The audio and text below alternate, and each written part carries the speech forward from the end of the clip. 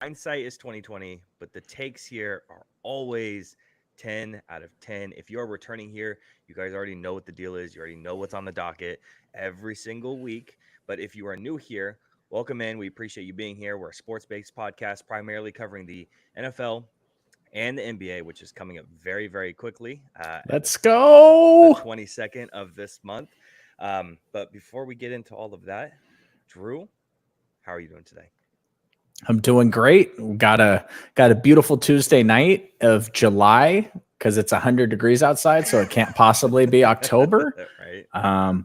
We got some exciting news, this week. A massive trade in the NBA that went down. That way, the New York Knicks can stomp out those Boston Celtics this season. Yeah, Very excited for that. Relax. And the NFL season is starting to heat up. We got some weird wins this week. We got some weird trade demands. We got a whole bunch of stuff to talk about. I'm excited.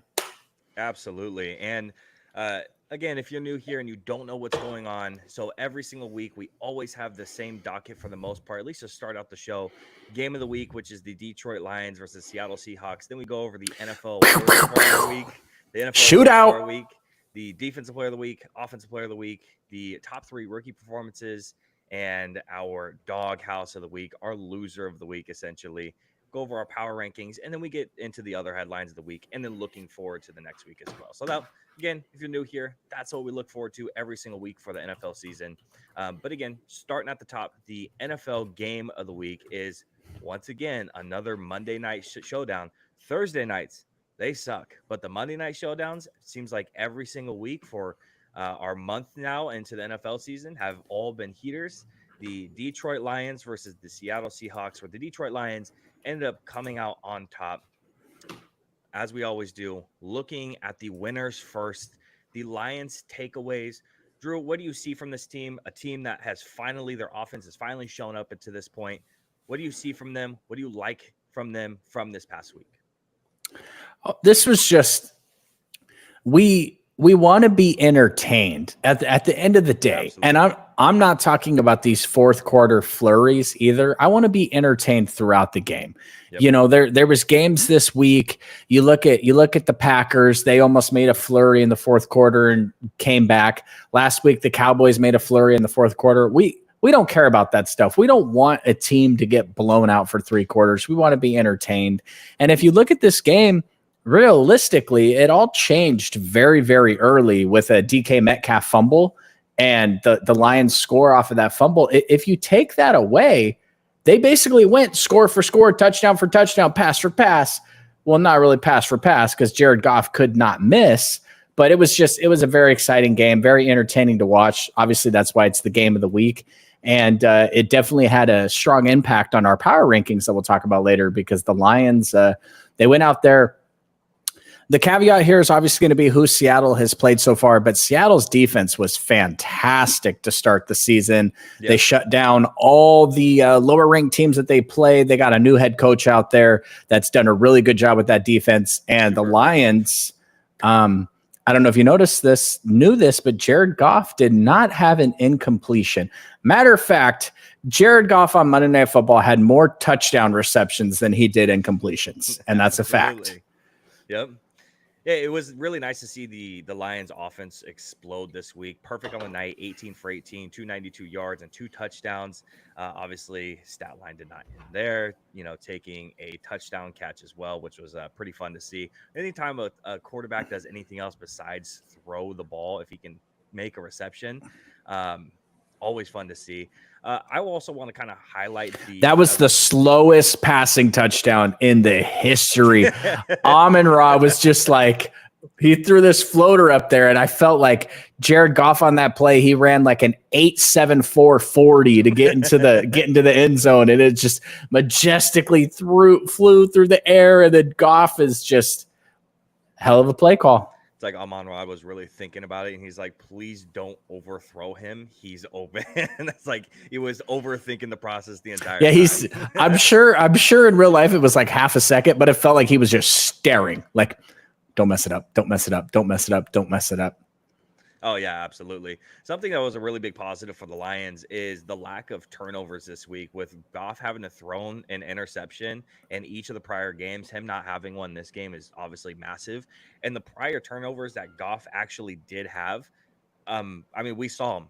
They're bad turnovers. There's a lot, honestly, the last, besides this past week, weeks 1 through 3, there was a lot of questions on Jared Goff and his performances and how well he's looked or how bad he's looked to really start the season. And Goff ends up getting a lot of hate throughout the entire NFL season and past couple of seasons. I feel like he doesn't really get the love that he deserves. But to start the season, those first three weeks, he really struggled. So he was kind of deserving a lot of the side eyeing of him. But again, kind of at least turns it down a little bit, goes 18 for 18, looks fantastic. Jahmyr Gibbs recording 2 touchdown runs as the leading rusher, but I think everyone wanted to talk about David Montgomery on the 40-yard reception, absolutely blowing up Devon Witherspoon. I swear I've seen that highlight like 3 or 4 times already, and everyone reacting to it. As soon as it happens, they pause the video and they get up. They're like, God damn, oh no, holy shit. So looked incredible, obviously, throughout the night. Again, the offense exploding for the Lions is the biggest thing here. Now the question is if they can continue it, and this is against a Seattle Seahawks team that had 5 of their key defenders out for the night. So how much do you attribute that to the Lions exploding? How much do you contribute that to the Seattle Seahawks having a lot of really key defenders out? So kind of push and pull there. When you're looking on the other side look at on their side what went wrong, what looks good still, with really them playing their first contender of the entire season. Yeah, at the end of the day, we had questions about Seattle coming into this. We talked about off air about power rankings and if Seattle was justified into coming into the top 10. They got some really weird stat lines right now. I think they're first in passing yards per game, which is super weird for a Geno Smith led offense. He's been fantastic. Kenneth Walker comes back and has a massive game for a guy coming off an injury. And even the aforementioned poor Witherspoon, he has been fantastic. I don't know why this has always got to happen when you've been fantastic, but the defense with the injuries, Jared Goff not only was he perfect overall on the night, he was 6 for 6 against pressure. They could not affect anything he was doing.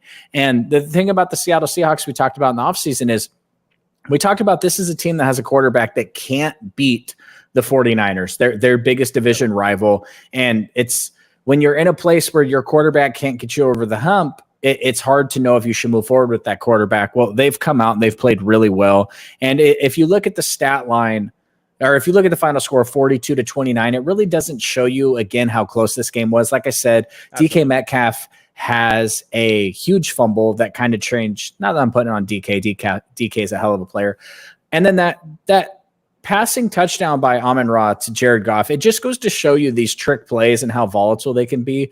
Because if you go back to the Sunday Night Football game, if you look at the Ravens versus the Bills, it looks like a blowout on paper, but what you don't see is the Bills had scored and they were going down the field. They were dicing up the Ravens and they were going to go down. And I think they were going to make it. They were going to pull within 3 points or whatever at the time. And they ran this awful trick play, absolutely awful trick play. And Josh Allen, who is a big boy, Josh Allen is a big boy. He got freaking tossed like he was, He looked like, who's that little running back on your guys' team? Deuce Vaughn, is that his name? Yep. He looked like Deuce Vaughn out there. He just got boom. I'm just like, holy shit. And then the game turned around after that. The Ravens went along to stomp them.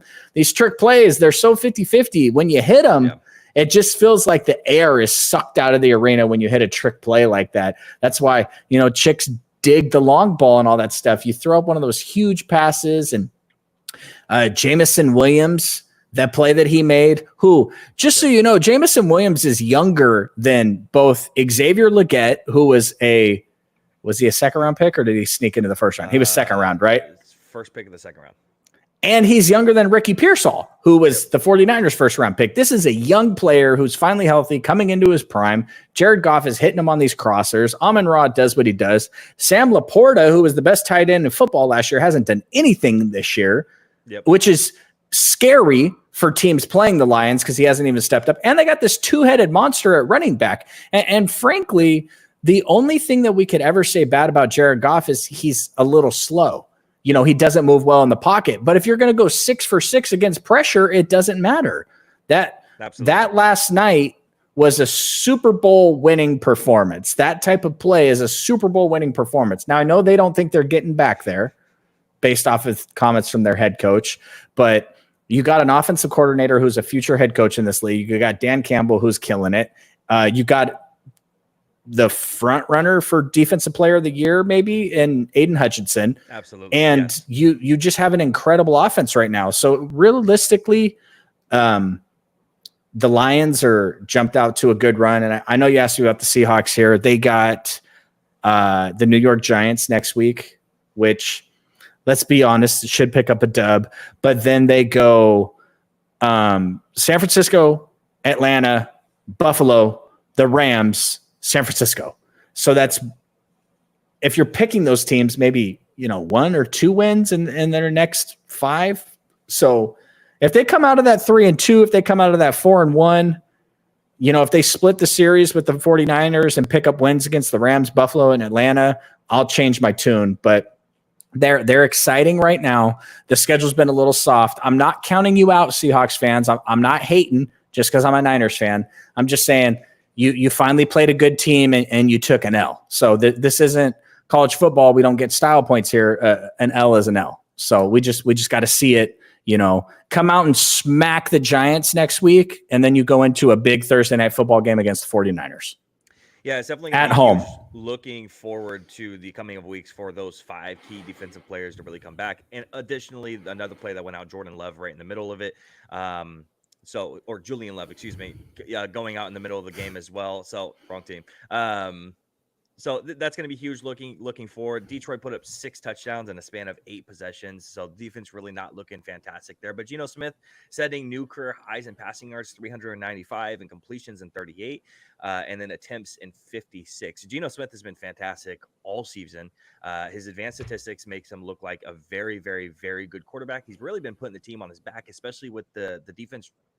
I mean, they've looked fine, but looked fine against teams that aren't very good. You go against the Denver Broncos, and I'm not very impressed at that point. But, again, like you said, looking at the final score doesn't really tell the whole story. Overall, the Seahawks put up a decent performance with having so many guys out, and then Geno trying to do as much as he can.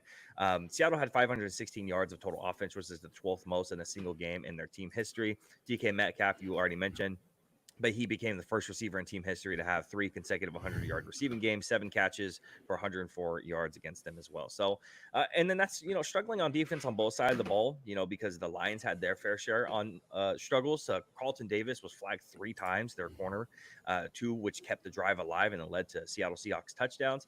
Terrion Arnold, their rookie, which we both loved, 3 more defensive penalties on that side, 1 leading directly to a touchdown on the next play. And then Kenneth Walker, you already mentioned, had a monster half against the Lions are supposed to be known for a pretty good run defense, but having a pretty good game, 80-yard outing, 3 touchdowns. So he went for the hat trick on that one. So both sides looking at the defenses a little bit side-eyeing, one having some key guys out, the other one struggling performances from the cornerback position, which we already knew that the Lions were going to have some issues with the corner position moving into the season, and it looks like that is definitely going to persist because 2 rookies are not going to solve all the issues, a la the Philadelphia Eagles as well. So Terrion Arnold, Ennis Rakestraw for them, not going to solve all the issues, at least in year 1, even though there is really good flashes of Terrion Arnold. More on him a little bit later, talking about some of those rookies. Yeah, Geno, he leads the league in passing yards right now. He's got 4 touchdowns and 4 interceptions. I think some of that's been covered up by the fact that they've been winning. The one thing that I do question just maybe a little bit, a tad with him, not that I'm predicting him to fall back to earth or anything, but he's got like 40 more or 50 more pass attempts than the guy who's number 2 in yards, and he's only in front of him by like 50 yards. Yeah. So he's got 50 more pass attempts. So it's stats based out of volume. Yeah. And it's fun to watch. I wonder if maybe the Seahawks need to dial it back just a tad and realize, like, hey, listen, quarterbacks generally, he's had a resurgence, but quarterbacks generally don't turn into all pros after 7, 8, 9 years in the league. So I'd really like them to find more of a balance, rely on their defense, and try to do what they have to do. If Geno's going to, they do that. Yeah, I mean, if he's going to end the season with 20, 24 interceptions, the winning streaks are not going to continue. So he needs to dial back the turnovers a little bit. Totally agree. Looking at the entirety of week 4, giving out our awards for the week, defensive side of the ball, offensive side of the ball, looking at our rookies as well. And not everyone can be winners around here. Someone has to be the loser, and someone has to go in the doghouse. So looking at the defensive side of the ball first, a lot of great defensive performances. Drew, you and I were texting a little bit back and forth about this one, about which way we're really going to go. I'll go ahead and I'll highlight the linebacker for the Atlanta Falcons, Mr. Troy Anderson, who unfortunately is on the injury report for this week. So we'll see if he plays in the upcoming week. But he recorded 17 tackles, 1 tackle for loss, 1 pass deflection, and 1 grand pick 6. I remember Troy Anderson coming in a couple of years ago. It was almost impossible to find film on Troy Anderson. If you remember from, I think, 2021, about 3 years ago, he came into the league. Almost impossible to find film on him. Came from a smaller school. But he's looking fantastic this week. Again, 17 tackles and a pick 6 is nothing to scoff at. But again, you bring the tackle for loss and a pass deflection as well. Honestly, a lot of great defensive performances this week. A couple of guys that really deserve a huge shout out. But Drew, for you, who is your defensive player of the week? Yeah, I mean, I agreed with you. I went with Jaquan Brisker just because of the fact that at the position that he plays, when you have 12 to 15 tackles, when you get out there and you get a sack, when you get an interception, you're just affecting the game at so many levels. And from that, at the safety position is just super, super important. Yeah.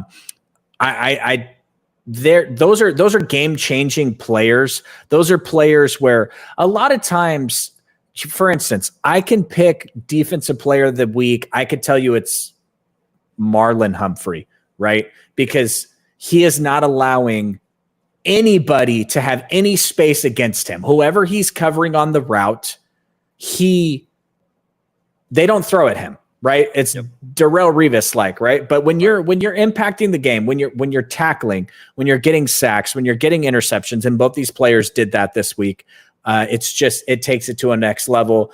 Obviously you and me, I know you had a third person on your list. I mentioned Fred Warner, who didn't play the second half of his game because he didn't really need to. Yep. But when the 49ers are playing the Patriots and they go down all the way down the field and they kick a field goal, and then the defense gets a stop, and they go all the way down the field again, and they get a field goal. Now it's 6-0, and you're feeling kind of weird, right? You're just like, what's going on here? And then Fred Warner jumps up in the air like Superman, grabs the ball, falls on his ass, picks it up, runs towards the end zone, slow as shit. I don't know what happened to his speed. He had to have been tired as hell. And then he like Superman, I don't even want to call it a Superman dive. It was like a Superman flop into the end zone.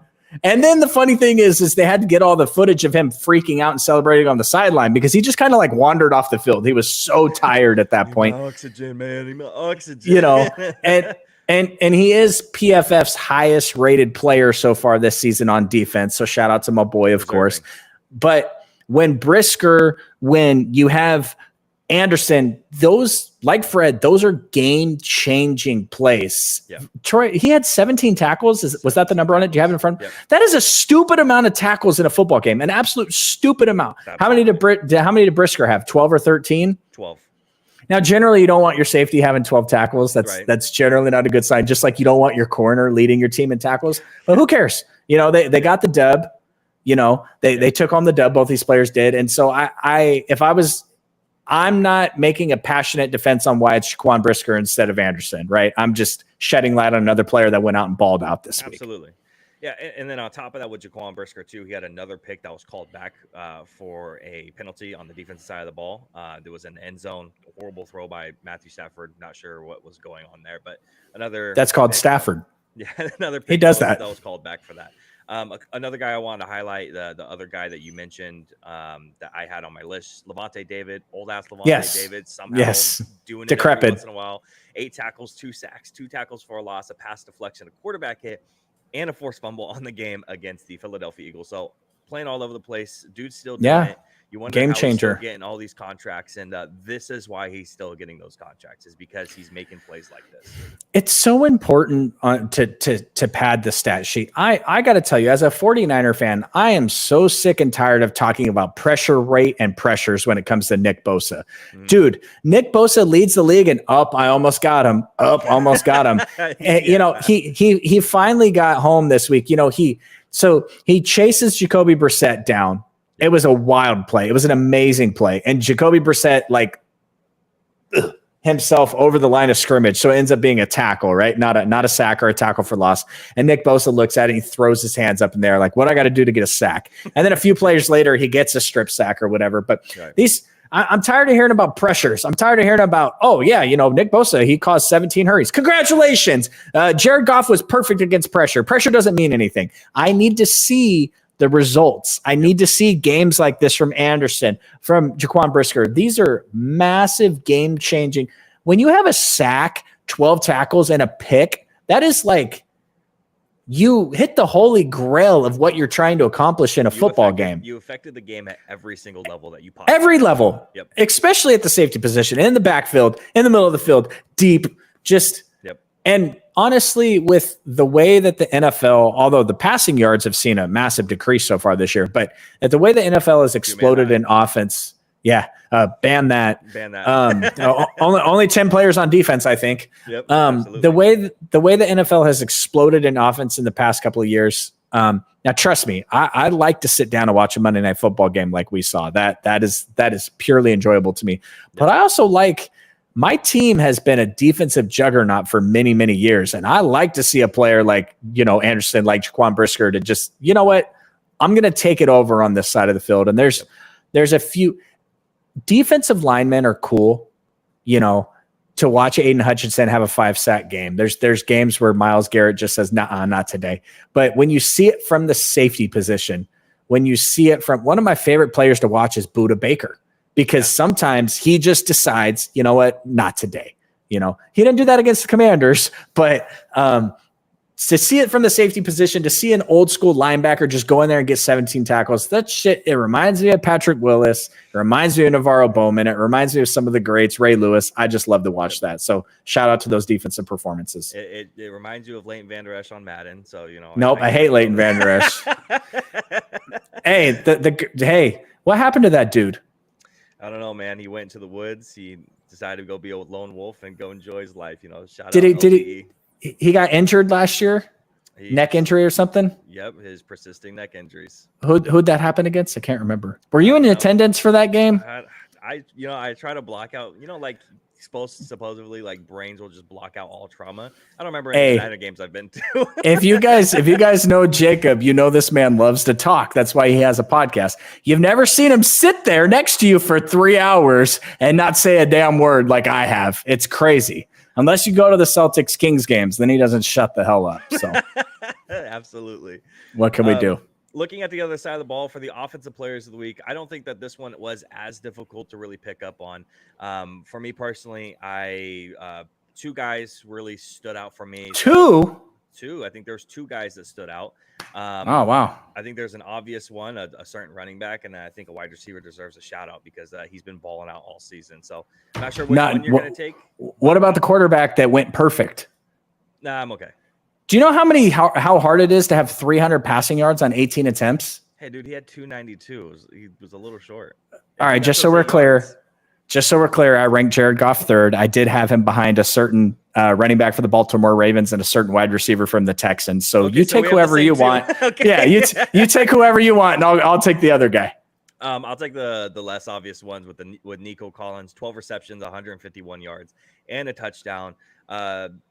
The man's gone from who was he in the beginning of last year to Nico Collins is a pretty good one. He's a good solidified one guy. And then acquiring Stephon Diggs in the offseason, and then moving from that conversation to who's the one in Houston to now Nico Collins looks like potentially a top 7 wide receiver this year, 5 wide receiver this year, leading the league in a lot of statistical categories, or being top 3 in a lot of statistical categories. So Nico looks fantastic. Having the addition of Stephon Diggs has really allowed him to open up and not be doubled, and really have that high production that he can actually put up. So again, 12 receptions, 151 yards, and a touchdown. Looking fantastic out there for Houston. Yeah, I mean, so much so that Tank Dell has just become a complete afterthought, and he was fantastic last year. Now, I don't think there's anything changed with him. I think he's still good, and having Tank Dell develop and Nico Collins develop is going to be good for the post Stephon Diggs era. But Nico Collins, what made what CJ Stroud did last year so impressive is nobody was talking about Nico Collins or Tank Dell before the season. And we're just like, and then we're like, oh, well, he has Nico Collins and Tank Dell. Well, these guys were nobodies before the start of the season. Well, it turns out that Nico Collins might just have been a dog the whole time. Like, he might have just been a dude the entire time, and he just needed a legitimate quarterback to throw him the football, because it's just, I mean, the Texans, they've had a couple suspicious efforts lately, but they do have a young quarterback and a young head coach, and things like that are to be expected. But, oh man, that offense is that Texans offense I put up there next to the Lions offense as to two teams I don't like. I'm not, the Ravens, you're worried about them because of Zay, and they have Derrick Henry obviously and Lamar, but the firepower on those two offenses is just wild. Absolutely. And then, talking about the Houston Texans, their depth at the wide receiver position too, as well. I mean, obviously, you have your 3 and Diggs, Collins, and Tank Dell, but then you also have guys out there like, hey, shout out, someone give John Mechie an opportunity. And then you even have like vets on the roster as well, like Robert Woods. Like, it's still pretty depthy at that position. So if someone goes down, they still have someone else to step up right behind that, which I think is something that you brought up in the last couple of weeks. So, yeah. Shout out to Robert Woods. Shout out to Robert Woods. He was a really good wide receiver before he hurt himself. So yep, absolutely. It's crazy how some of these guys never make it back. Michael Gallup. That's exactly who I'm going to compare to. Damn, what's the dude's name in Tampa Bay? They both got injured the same year. The other wide receiver, what's his name? Not Mike Evans, the other guy. Chris Godwin. Yeah, didn't him and Michael Gallup get injured the same year, and they both got handed the contracts? Am I making that up? Relatively around the same time. I'm not sure if it was the same year. I think they had the same injuries, didn't they? I think you're right. This is why I'm supposed to write everything I'm going to say down and not shoot from the hip, because entering final year of his contract around the same time. Yeah, I'm pretty sure it was about the same time. Yeah. It's just crazy how some of these guys make it back and some of these guys just don't. Michael Gallup has to retire. Robert Woods, he just, he had a couple of years there with the Rams, but setting Nico Collins aside, we'll talk about the other guy who might potentially have been offensive player of the week. Mr. Derrick Henry should have been a Cowboy, but is a Raven. He was too expensive, just in case you were wondering, for all that cap space you guys have. Plenty of teams didn't sign Derrick Henry. It's just Dallas is the only team to brag about not signing Derrick Henry. So just want to throw that out there. But go ahead. Dallas is also the only team that's trotting out the corpse of Ezekiel Elliott at running back. A clear and obvious need going into the shout out to Tony Pollard. Finally had a good game. Yeah. We like our guys. Yeah, we love our guys. So I had some concerns with Derrick Henry when he signed with the Ravens, and a couple of those concerns were the way he likes to receive the ball, the quarterback under center, and what they were going to do with Lamar and some of the play action stuff. The Titans utilized Derrick Henry much like any team does when they have a superstar at running back. They just kind of feed him. And there was a lot of times where Derrick Henry would have 16 carries for 37 yards in the first half. And the Titans were like, it doesn't matter. Here's another one. Here's another one. Here's another one. Sometime. Eventually he broke for 80. Well, in this game, he broke for 80 on the first play. And my God, if he does not have the worst form when he runs that football, he runs straight up, shoulders back, faster than anybody on the field. And you're just like, he's slow. He looks so slow. How could just get him? Yep. He's his high, and then to go for 200 yards, obviously, after that 80, 23 carries for another 120 yards is great production out of him. He continued to be, obviously when you go for 80, your stat line's going to look great, but they came out and punched the Bills in the mouth, and that was it. I do think that's going to be the book, and I'm a huge Bills guy. We know about that. I'm a huge Josh Allen guy. I think that's going to be the book on the Bills this year. If you can get up on top of them, if you can get in front of them, they don't quite have the firepower. Now, like I said, they were making a comeback, and they decided to do this dumbass trick play that kind of blew up their game. But Derrick Henry went out there, and he was fantastic. And if he's going to be rolling like that, and then you have a change of pace like Justice Hill. There we go. Right. And then you have Lamar. Yeah, I know, huh? Don't yell at me. Don't yell at me. Then you have Lamar, who averaged, I think, 10 yards a carry or something silly like that. Right. It's just two good tight ends, I think. Although Mark Andrews has been he's been on a milk carton, which for you younger generation, they used to put missing children on milk cartons. So, and then Isaiah Likely, I think he got benched for having too big of feet after week 1 because he hasn't done anything lately. But the Ravens keep rolling. So shout out to Derrick Henry, had an amazing offensive performance, and we already mentioned Jared Goff. So I think that was there has to be one guy who also gets a shout out, because here on the podcast, if we talk bad about someone, they play well, and if we talk good about someone, they play bad. What are we talking about? We're talking about DeAndre Swift, 16 carries, 93 Oh, yeah, DeAndre. Yes, sir. So shout out him. We were just talking about him playing poor, and then he explodes this week, having a good game. Again, 16 carries, 93 yards, and a touchdown, along with 7 receptions for 72 yards. All of that on Drew's fantasy football bench. And then the other side of the ball, talking good about someone and then not playing well as special teams. So shout out to Brennan Aubrey missing his first 50-yard kick after we were just talking about that. And then I posted a YouTube short about that and a TikTok clip about that. So, that's always fun. We decided to jinx it, apparently. We're those guys. Also, I have one other thing to talk about. And I'm just going to put a small caveat here because I have spoken a massive ton of shit about 2 things on this podcast. Yep. The Cowboys. Yep. Because I hate the Cowboys. And Justin Fields. The man in your studio? I don't know if he's in there anymore. No, he ain't in here no more because thank God they lost this week. I think he had 360 total yards and 3 touchdowns. Was it 312 in the air or something like that? And then like another 50 or 60 on the ground. I don't have the box score in front of me because I wasn't supposed to talk about Justin Fields, but my God, and now I'm watching what the Bears are doing with Caleb, and I'm like, is Justin Fields? I got you. So my boy, he's a big Bears fan. Don't ask me why. That's a weird ass thing to be, but he also watches the podcast, so I'm going to shout him out. He sends me this stat. Okay. Caleb Williams becomes the first rookie quarterback selected number 1 overall to win each of his first 2 career home starts in the common draft era. And then he texts me, he says, "We are so bad that we have to make up stats to feel like we got a good thing." So the first quarterback drafted first overall to win his first 2 home starts. Yes, congratulations. Meanwhile, Justin Fields is over here balling. Yep. And Russell Wilson is so sad he's just dressing up in pads to make sure he's, Now we're gonna get to our maybe a little trade talk later, and so I'm gonna put a pin in the Russell Wilson stuff for now. But pin in the Justin Fields one too, because we have more on that when we look ahead at Week 5. Shout out to having a long list of quarterbacks this year who have Geno turned it around last year, but Justin Fields and my boy down there in Minnesota,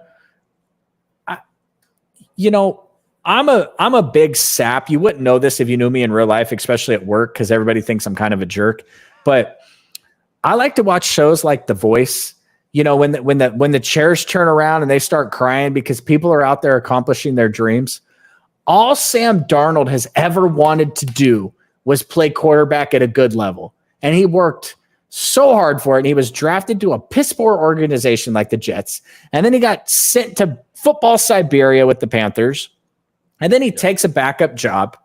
And he self-admittedly could have taken a starter job somewhere. He takes a backup job with the 49ers. And I'm not claiming this at all. I'm not claiming credit for it at all. The 49ers wouldn't claim credit for it all. And now he's kicking everybody's ass. He kicked the 49ers' ass. Yep. He's doing a little more than game managing. It's just so I like to see players be successful. I mean, Absolutely. Trust me, I want to see Trey Lance turn into a serviceable quarterback someday. Based off of what I'm seeing, it's not going to happen. But I want that success for everyone. I absolutely love, I mean, he's on my team, duh. But I absolutely love the Brock Purdy thing. The 7th rounder? Yeah.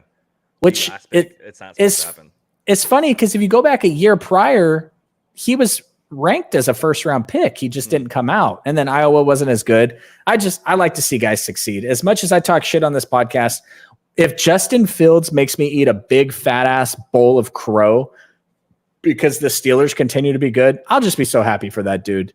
Especially because then I can laugh at the Bears because it's like, well, you had that guy and what happened? You couldn't get anything out of him. And now he's going for 360 yards and 3 touchdowns.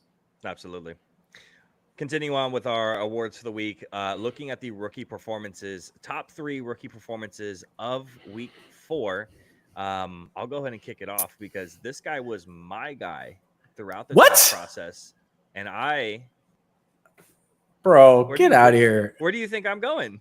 How can you not mention Jaden Daniels first? What are we doing? Because this guy was my guy throughout the entire draft process, and I have to bring up Braden Fisk looking fantastic with 4 tackles, a sack, a tackle for a loss, and a quarterback hit in this previous week. Again, a guy that I absolutely love through the draft process. I absolutely pushed in the draft process, and he's looked really, really good up to this point. And again, notching his first NFL sack.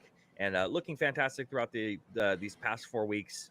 You love to see it, at least maybe not you, but I love to see it just because. I like to see it. Guy. Well, just he plays for the Rams, so you know there's that. Well, I just we spent so much time this offseason, more than we ever have, dissecting all this, and not even just on the podcast, just in person. And these players that I've, like looking at a player like Andrew Phillips for the Giants at corner, who's been fantastic, and thinking, okay, he's going to be the 49ers could get him in the second, and just taking mock drafts out to the 2nd, 3rd, and 4th round this year and knowing what the hell I was talking about with those players. It's just really exciting to see players like Fisk and following college football like I do. I know I watch more college football than you do, and then you scout it later, right? But watching Fisk be a dominant player all year and then wondering how it's going to. It's the same thing I'm watching now.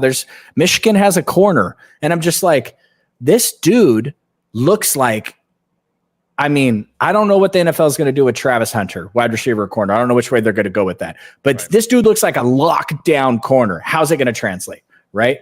Looking at Shedeur, and I'm just like, how's that going to translate? Because he's at Colorado. Colorado's not great, but his processing is top-notch. Shedeur sees everything on the field, right? He doesn't have the talent around him to succeed at the highest level, but it is what it is. So I like to see players like Fisk, and I'm glad that you went there because outside of Jaden Daniels, who could have made our offensive player of the week list, but I want to shout him out on the rookie list. I got 2 guys that we haven't mentioned yet. And so I will go ahead and mention a certain defensive lineman that came from Texas, Mr. Do you know what I'm going to say? I don't think so. He destroyed Miami the other day.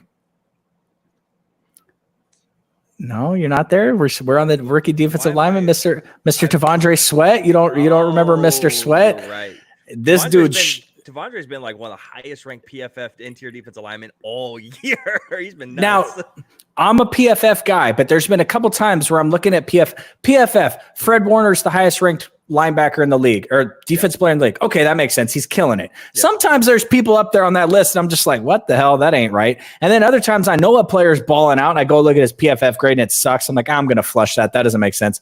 Sweat hasn't. With you. Yeah, absolutely. Sweat hasn't jumped out too much to me the first couple of weeks of the season, but this week, that man, I'm watching the game. Don't ask me why I'm watching Miami. It's a complete waste of my time, right? But they stuck him on a primetime game, so I got to watch. I got 2 screens up. Yep. It just felt like every play, and perfect example, going back to earlier when I was talking about Nick Bosa. Well, he almost got the sack. Oh, he got the pressure. He almost got the sack. Now, Sweat was just like, you know what? I'm going to take over this game. I'm going to dominate it. And he was one of those players where when we were talking pre-draft and all that stuff, I had him ranked a lot higher than a lot of mock drafts. I think I mocked him at one point in the first round. We ended up mocking him in the third because of how far he was dropping. We were both on the same page about Sweat, but we ended up having to mock him in the third because of what we were hearing. Yeah. And it just didn't feel right. It's good to see him show out. Shout out to Fist for showing out. I like that. Who else you got? I also have a Mr. Brian Thomas Jr. 6 receptions, 86 yards, and a touchdown. Another one of those guys who we went extensive processing through pre-draft process. Sometimes you don't know what you're going to get with these guys who are very, very fast, but a guy who's that big and just barely slower, and slower is very, subjective word here, slower than Xavier Worthy, who got all the hype, but what was he, 40 pounds heavier than Xavier Worthy and like 2/10 of a second slower. So that's the type of guy that Brian Thomas is. And you get kind of like worried about what type of guy are you getting, a Jalen Hyatt type of guy who's not really going to do anything in the league, especially for the Giants, or are you going to show out and do what you're doing this year? Again, 6 receptions, 86 yards and a touchdown. Jacksonville might be 0-4, but at least they have some sort of wide receiver in the making over there. Who's your next one? I had to go a little homerish, and I apologize. Okay. But Dominic Pooney is the 14th highest ranked guard PFF in the league, and this is where the eye test supports the PFF grade. He's been absolutely fantastic as a rookie guard, and the reason why I'm picking him is because you and me battled all offseason on the Rams and them spending all this money on these guards. And now their offensive line is absolute shambles. And the 49ers just picked this dude up in round 3, slotted him in at right guard. And now he's one of the best guards in the league so far. And the 49ers offensive line is not great. Normally the rising tide raises all boats, right? So when the offensive line is really good, it's really easy to look really good. 49ers offensive line is not good. Matter of fact, coming into this week, they had the worst center in the league rated. And the guy right next to him is one of the best in the league rated. So I just shout out to him. I think that I'm going to keep it a trend mentioning an offensive lineman every week. Unfortunately, we've had a couple injuries, so it's taken a little bit out of my thing here, but I snuck in. Just speaking of which, I mean, you guys have an offensive rookie on the offensive line that's been absolutely fantastic this year also. And I'm not talking about your first round pick, by the way. And believe me, we will talk about that first round pick later when we do our rookie check-in for our first month. Sweet. So we have 2 there, and then we're both kind of just mentioning Jaden Daniels as well, right? I mean, you have to 26 of 30, 233, a touchdown, 8 carries and 47 yards, and absolutely decimating the Arizona Cardinals. Kind of feels like you have to mention Jaden Daniels, who's not only looking like one of the best rookies if not the best rookie in the draft, but also looking like a top 10 quarterback already very comfortably. Going back to Brian Thomas, I have him in that other segment we're doing for rookies later, so I probably won't talk about him much. But the majority of his catches this week, do you know who they came against? Who? Mr. Kamari Lassiter, which is which is funny because we shouted him out a couple weeks ago. Yeah, bro. I'm glad that some of our previous takes aren't recorded like this one is, because stuff that we talk about this year is going to come up in year 3 and year 4. You know what I mean? Like, I don't have any of my massive Christian Watson love on tape, and he's just he's injured now. But shout out to Brian Thomas Jr. Absolutely. So there we go. There's our rookie performances of week 4. But again, not everyone can be winners. Someone has to be a loser around here, and that has to go into the doghouse. Drew, who is your... There we go. Who is going in your doghouse for week 4? Because I have a pretty unique one, a guy who's not going to ever probably be in the doghouse past this point. But I definitely want to put him in this week because you got to pick up the opportunity when it presents itself. So you go ahead and start it out, and then I'll finish it for you. Are you putting your kicker in the doghouse? Absolutely not. No. Okay, good. No. Hey, no. I watched back this segment last week just to see how it went, and it's really funny because the AI kicks out your bark. Oh, does it? Yeah, so you go, oh, and I'm like, whoa, that's we got to get the sound back in there because that looks awful. Okay, my doghouse. So we did a segment. I know all of you guys that are watching this have watched every minute of our podcast, but we did a segment leading up to the season because we were bored as hell, where we did like 20 random ass things that might happen this year. And one of my crazy predictions was that the Tennessee Titans and Will Levis were going to be really fun to watch. Now, as long as you're not a Titans fan, everything that Will Levis has done on the football field this season has been hysterical to watch. Yep. Now, it's all been absolutely terrible. So for that, Will Levis is going in my doghouse. Now, he has company. I haven't let Brandon Ayuk out yet. Lamar got out. Lamar's cool. He's doing his thing. Brandon Ayuk's ass is still in there because, he had one catch for 30 yards that Kyle Shanahan got him wide ass open at. And then, Brock Purdy, who eventually we're going to talk about, by the way, because he's putting all the doubters got to shut the hell up. The 49ers are like last in yak this year, and Brock Purdy's second in passing yards. Last in yak, second in passing yards. He tosses up this beautiful ball to Juwan Jennings, right? Get it, go. He passes this beautiful go route to Deebo Samuel. Get it, go. He passes into triple coverage to George Kittle. George Kittle goes and gets it done. He finally puts one up for Brandon Ayuk, and guess what happens? It gets picked off. God, Brandon, your ass sucks. I'm still out on you. You're still in the doghouse, but now you got company with Will Levis. Maybe we should ship you off to Tennessee. Or maybe we should ship you to the Raiders for Devontae because Devontae wants out. So yeah, I saw that. I saw an article about that one. That was pretty interesting to look at. For me personally, again, my doghouse of the week is a guy that I got to take the opportunity because he's a guy that's not going to end up in the doghouse. I don't know if he's ever ended up in the doghouse, but I have to mention a quarterback that is top 3 quarterback of all time at this point. Mr. Patrick Mahomes deserves to be in the doghouse for throwing a pick, and then on said pick, Rashee Rice. You tear your leading wide receiver's ACL at that point. How do you throw a pick, throw your body into your number 1 wide receiver who's been absolutely balling, and tear his ACL? You deserve to go in the doghouse for that alone, throwing a pick and then tearing the ACL on a 5-second window of opportunity. So Patrick Mahomes, you go in the doghouse for that one. He did it on purpose. You think he did it on purpose? Yeah, because he got after the news hasn't come out yet, but once it does, Patrick Mahomes is going to walk in. He's going to grab Andy Reid, and they're going to go in and they're going to walk into the GM's office and they're going to say, "Yo, there's a certain team out there and their season is completely shot to shit now. They have playoff aspirations. They're not going anywhere with the Skylar something or a Snoop Dogg quarterback. So call the Dolphins and get my boy Tyreek Hill back. Oh, wow. Okay. And let's reunite this and get Tyreek Hill back to the Chiefs so the 49ers can kick that ass in the Super Bowl." That's what I'm super hoping for.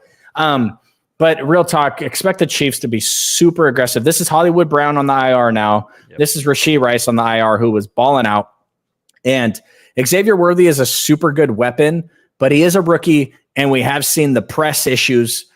So with him being the primary focus on the offensive side of the ball, yeah, bro, Taylor Swift sucked the life out of him. That's crazy. Yeah. Every time I text you one of my really good puns, you say save it for the podcast. So that's true. I do. That's on me. I should have expected it. Something. And we're obviously going to talk about trades later, so I won't say anything else about that. But Patrick Mahomes in the doghouse, that's wild. Yeah. Hey, you got so when it pops up. Obviously, with him in the doghouse, they lost that game, right? No, they didn't. I don't know how they keep winning, but I guess all I do is win. I guess we'll talk about a little bit more. And this next segment, Drew, always with the Dwayne Wade lob. I'm going to go ahead and throw it down with the top 10 power rankings after our first 4 weeks of the season. We are a month in officially, so quarter of the way through, basically. Looking at our top 10, starting it out, I had a hard time with my 10, 11, 12, 13 spot because every single one of my teams at the 10, 11, 13, 10, 11, 12, 13 lost. So the people who just missed a cut from me is the Pittsburgh Steelers, the Philadelphia Eagles, and the Seattle Seahawks, all just missing the cut, all taking losses. And my number 10 also taking a loss, but doing it against a team that is ranked very, very, very high in the power rankings, very deservedly so. And that is the Green Bay Packers, still sticking in the top 10. They were in the top 10 last week, just barely hanging on. And that's just because all those 4 teams, including them, did end up losing. So they end up staying in there, putting up a good performance, trying to come back against those Minnesota Vikings, a division opponent. So not sure how much stock you really put into that, but they're ranked really, really high. They put up a good fight there at the end. I barely kept them in there for that.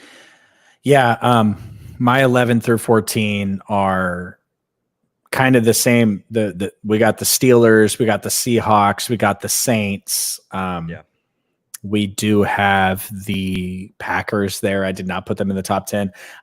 You're winning with your backup quarterback, and then you get your starter back who you just handed this big contract to, and then you lose. It's just kind of deflating. Now, I will tell you, this right here, these are my podcast notes.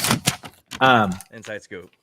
Yeah, I got my top 10 on this, but what you can't see is the freaking 15 pages that I threw away to get here, which is super exciting to have that much thought go into a top 10 power ranking. Absolutely. Most of the reason is because I hate my team right now, but I do have to say the team that I ranked in at number 10, they are a young emerging team. I don't think anyone expected them to be where they're at right now, but all of a sudden entering into week 5, they are fully in command of not only their season, but their division. And that would be the young Jaden Daniels-led Washington Commanders. They're in the top 10 for 2 reasons. They're number 1 in their division.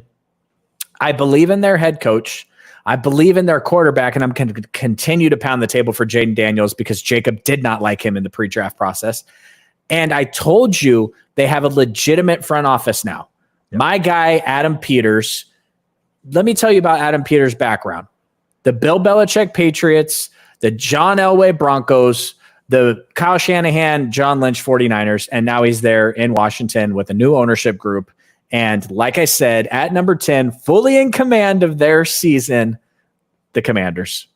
Yeah, and I'm right there with you, except I have them 1 spot higher at the number 9 spot. For all the reasons that you said, absolutely. Wasn't a fan of Jaden Daniels coming into the pre-draft process. All that, we've talked about this multiple times now, a couple weeks in a row.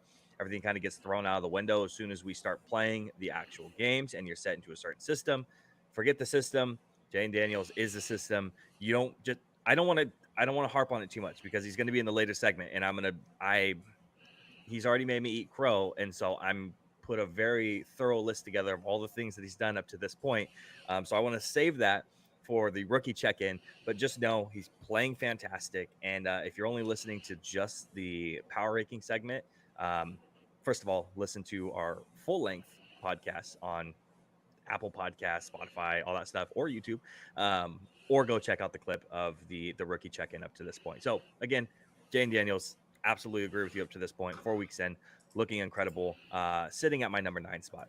Who's in your number 9? So I guess this is where we just slightly disagree. I'm guessing that the rest of the way, most of our stuff is going to be pretty similar, but at number 9, and I'll tell you, I rank these guys in and out. They've won in the playoffs recently, so that's why I have them in front of the Commanders, even though the Commanders have a better record than them, and they're in the same division. At number 9, I do still have the Philadelphia Eagles. The team is just – they're officially, for me, though, on suspicious alert. They are red flagged all over the place.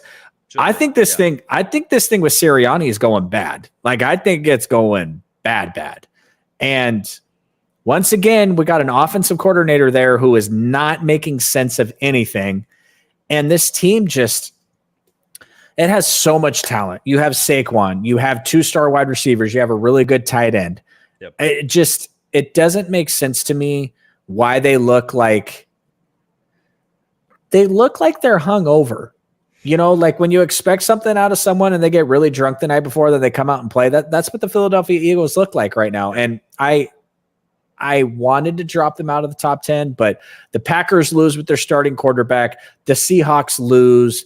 The Steelers lose. It was just like, well, I'm not going to drop a team out that's been in the top 10 all year for somebody that wasn't quite that impressive. And frankly, the only other team that I considered was Dallas, but they looked terrible.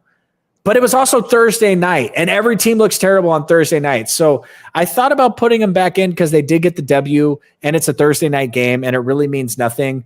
But it's funny I probably could have switched these teams. I could have put the Command, but you can't debut any higher than 10, I don't think. Like, it's your first time in the top 10, you can't be any higher than 10. So That's where I'm at. Sitting at my number 8 spot is a team that has reemerged back inside of the top 10, and a team that recently has just won 2 games in a row against 2 playoff aspiration hopeful teams, and that is the Baltimore Ravens.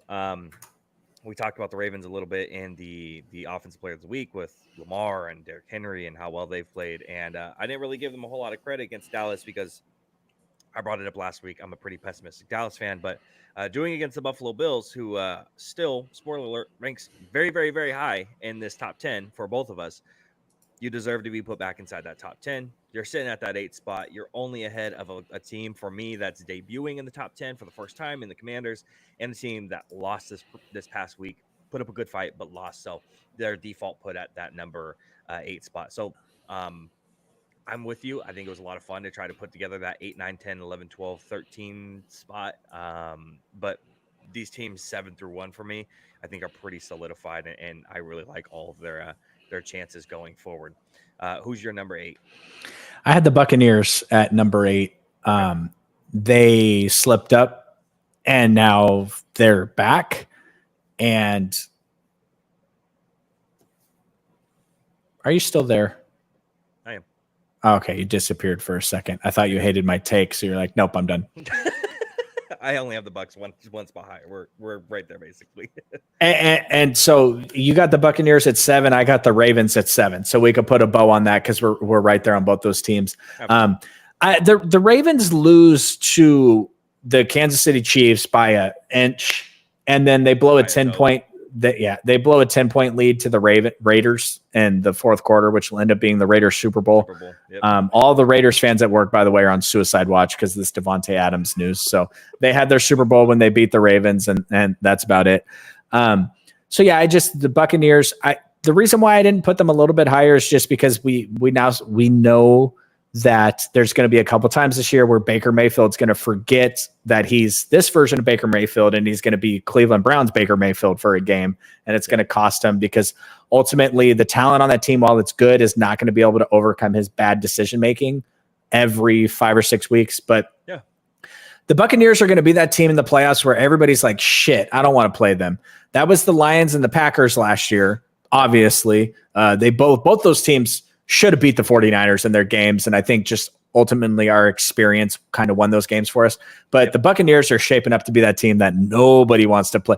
Baker Mayfield's just going to huck it, bro. Mike Evans is down there. Chris Godwin's down there. He's down there. Just good. He's down there somewhere. Well, that's Lavonte David still doing his thing on defense, and they look good. The only. You know, if Bucky Irving, if his injury issues are going to be a long term, that's going to suck because Rashawn White is not good at running the football. But one of the most inefficient running backs this year and last year, back-to-back years. These stretch of 10 games in a row. He's the most inefficient running back. Not even close. Which is funny because they keep getting. He's a threat in the passing game. You know, he's really good in the passing game. But you gotta.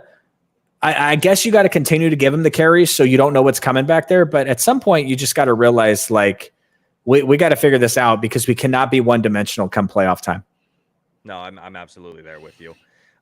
So we already covered our number 8 and our number 7 spot. At my number 6 spot, which I believe this is the exact same spot that I have them last week, it might actually be one spot higher for actually capturing a win, regardless of who it was against, is your San Francisco 49ers at that 6th spot. Are you there at the same place, or did you move them up more? Okay, so perfect. Yeah, so exact same place. Some stuff came out about Christian McCaffrey this week, and the 49ers. The 49ers are talking about ramping him back up, and then the national beat reporters are talking about he's out to like week 12. So I don't know which way this is going to go. Yeah. I do have a couple of concerns with the fact that we do not have a backup running back on the roster at the moment. Garindo, we drafted as a rookie. He had every carry he's gotten has gone for a loss. Every carry he's gotten has been a negative play. And then he took a kickoff this week and he just ran up his own player's back and decided to fumble. It was like the Mark Sanchez butt fumble, right? So go trade for Miles Sanders if you want. Kyle Shanahan is going to do this thing where he's just going to hand Jordan Mason. Shout out to Jordan Mason. He's the number 2 running back in the league right now, right? Yep. He's just going to hand him 24 carries a game, and he's going to break down by week 7 or week 8. And we don't have a backup on the roster, so I'm super nervous about that. The defense finally bounced back, but they're absolutely awful on third down conversions. They can't get off the field, and they bounced back against the Patriots. So does it really mean anything? They got the Cardinals this week, who notoriously give them problems. The week after that, they got the Seahawks, who are on fire. And then after that, they got to go Chiefs, Cowboys. So that's not great at all. One of them. Well, I hope we lose to the Chiefs because we're not beating the Chiefs twice this season. I don't think so. Right. Let's lose to the Chiefs so we can beat them in the Super Bowl if we have to. But the fact remains, Brock Purdy is on a MVP pace once again. His race so far has been a lot of fun, with Brock solidifying himself right there, along with a bunch of other quarterbacks who probably shouldn't be there, but they are. Yeah, Brock's processing is just so good, and I've almost come to the point where I've accepted the fact that he's really good. Some of these plays that he's making, it's mind-boggling to see where he throws the ball in relation to where the receiver is at the time, and then just to watch the play come together. It's just I hate doing this comparison thing. People are going to clip this and tell me I'm an idiot, but it's very Peyton Manning-ish. Peyton Manning had a terrible arm toward the end of his career, but he just knew where the player was going to be. And it's just really fun after watching years of hospital balls from Jimmy to watch a really good quarterback play. Before Jimmy, we had Colin Kaepernick throwing 109-mile-an-hour fastballs to guys that were 3 yards away from him. So it's relaxing to watch good quarterback play. But, if they come out and beat the Cardinals, if they come back out and beat these next 4 games, if they go 3-1, they'll probably be top 4 again for me. But right now the Christian McCaffrey news is not great. And, but luckily we're getting our rookie back who probably should have died, but didn't when he was shot in the chest. And the next day he was at practice. So Pearsall should be coming back here soon. So hopefully we can start talking about him on the rookie roundup. Fingers crossed. Looking at the number 5 spot, and our 5, 4, 3, 2, 1 might be the exact same. So looking at the number 5 spot, I have the Detroit Lions. Same spot? No, you moved them. Okay, so I'm guessing we have 4 and 5 swapped. I'm guessing. My 5 is the Lions. My 4 is the Houston Texans. No? Moved the Vikings down 1 spot? No, I dropped the Bills, bro. Oh, wow. Okay, you did. Yep, because the book was put out on them. The Ravens put the book out on them. When Josh Allen, when they can run the ball with James Cook, when he can run the ball, when they can control the pace, when they can get out ahead of teams, it's going to be really hard to beat this team because it's going to be really hard to get them off the field. With the way, because I didn't know if you were actually going to drop them. I know you're I dropped them to 5 just because now there's a clear and obvious way to beat this team. If you can get out in front of them, the offense just does not have the firepower yet. Maybe they trade for Devontae and that changes, but I dropped them because the book is out. And frankly, I was super impressed by the Lions, and the Texans bounced back really well. So I got the Bills at 5. Okay. Bills are a couple spots higher for me, but Detroit Lions are sitting at my number 5 spot. They went out, they beat the Seattle Seahawks. How you feel about that kind of depends on your view of the Seattle Seahawks. But again, talking about with the game of the week, seeing their offense come to life and actually have a good performance from a handful of the guys we've been waiting for to really all come together. Jared Goff being perfect, Jameson Williams really looking great this season, Amon-Ra St. Brown doing his thing, and then the two-headed monster at the running back position with Frank Ragnow being out on their offensive line, still being able to churn and chug and still being able to do everything that they can do at this point. Looks fantastic. So I just like the guys in front of them. At this point, we talk about this every single week. It comes to a point where you just like the teams in front of them. And for me, that just kind of situates the Lions at that number 5 spot, which I still enjoy quite a bit. Who's your so you said your Buffalo Bills are the number 5 spot. I have them a couple spots higher. And then you already kind of broke that down. So who's your 4? The Houston Texans. Okay, so we both have the Texans at that 4 spot. Yep. Nothing changes. I'm a big believer. I'm a little nervous that maybe they're inexperienced and, stuff. And, come to find out, the Vikings defense might just be legit. Brian Flores might just be getting himself a head coaching job. So I'm not going to hold what happened against the Texans against the Vikings, just like I don't really hold it against the 49ers. I'm more pissed at the 49ers for losing that game to the Rams, which they should not have won because they were kicking their ass. But, the Ravens lose to the Raiders. Things are weird in the first month of the season. But, yeah, the Houston Texans are everything we thought they were. Obviously, you were a little higher on them than I was to begin the season just because I'm like, what's the likelihood that C.J. Stroud can do this back-to-back? So far, he's doing it. So I got them firmly implanted in number 4.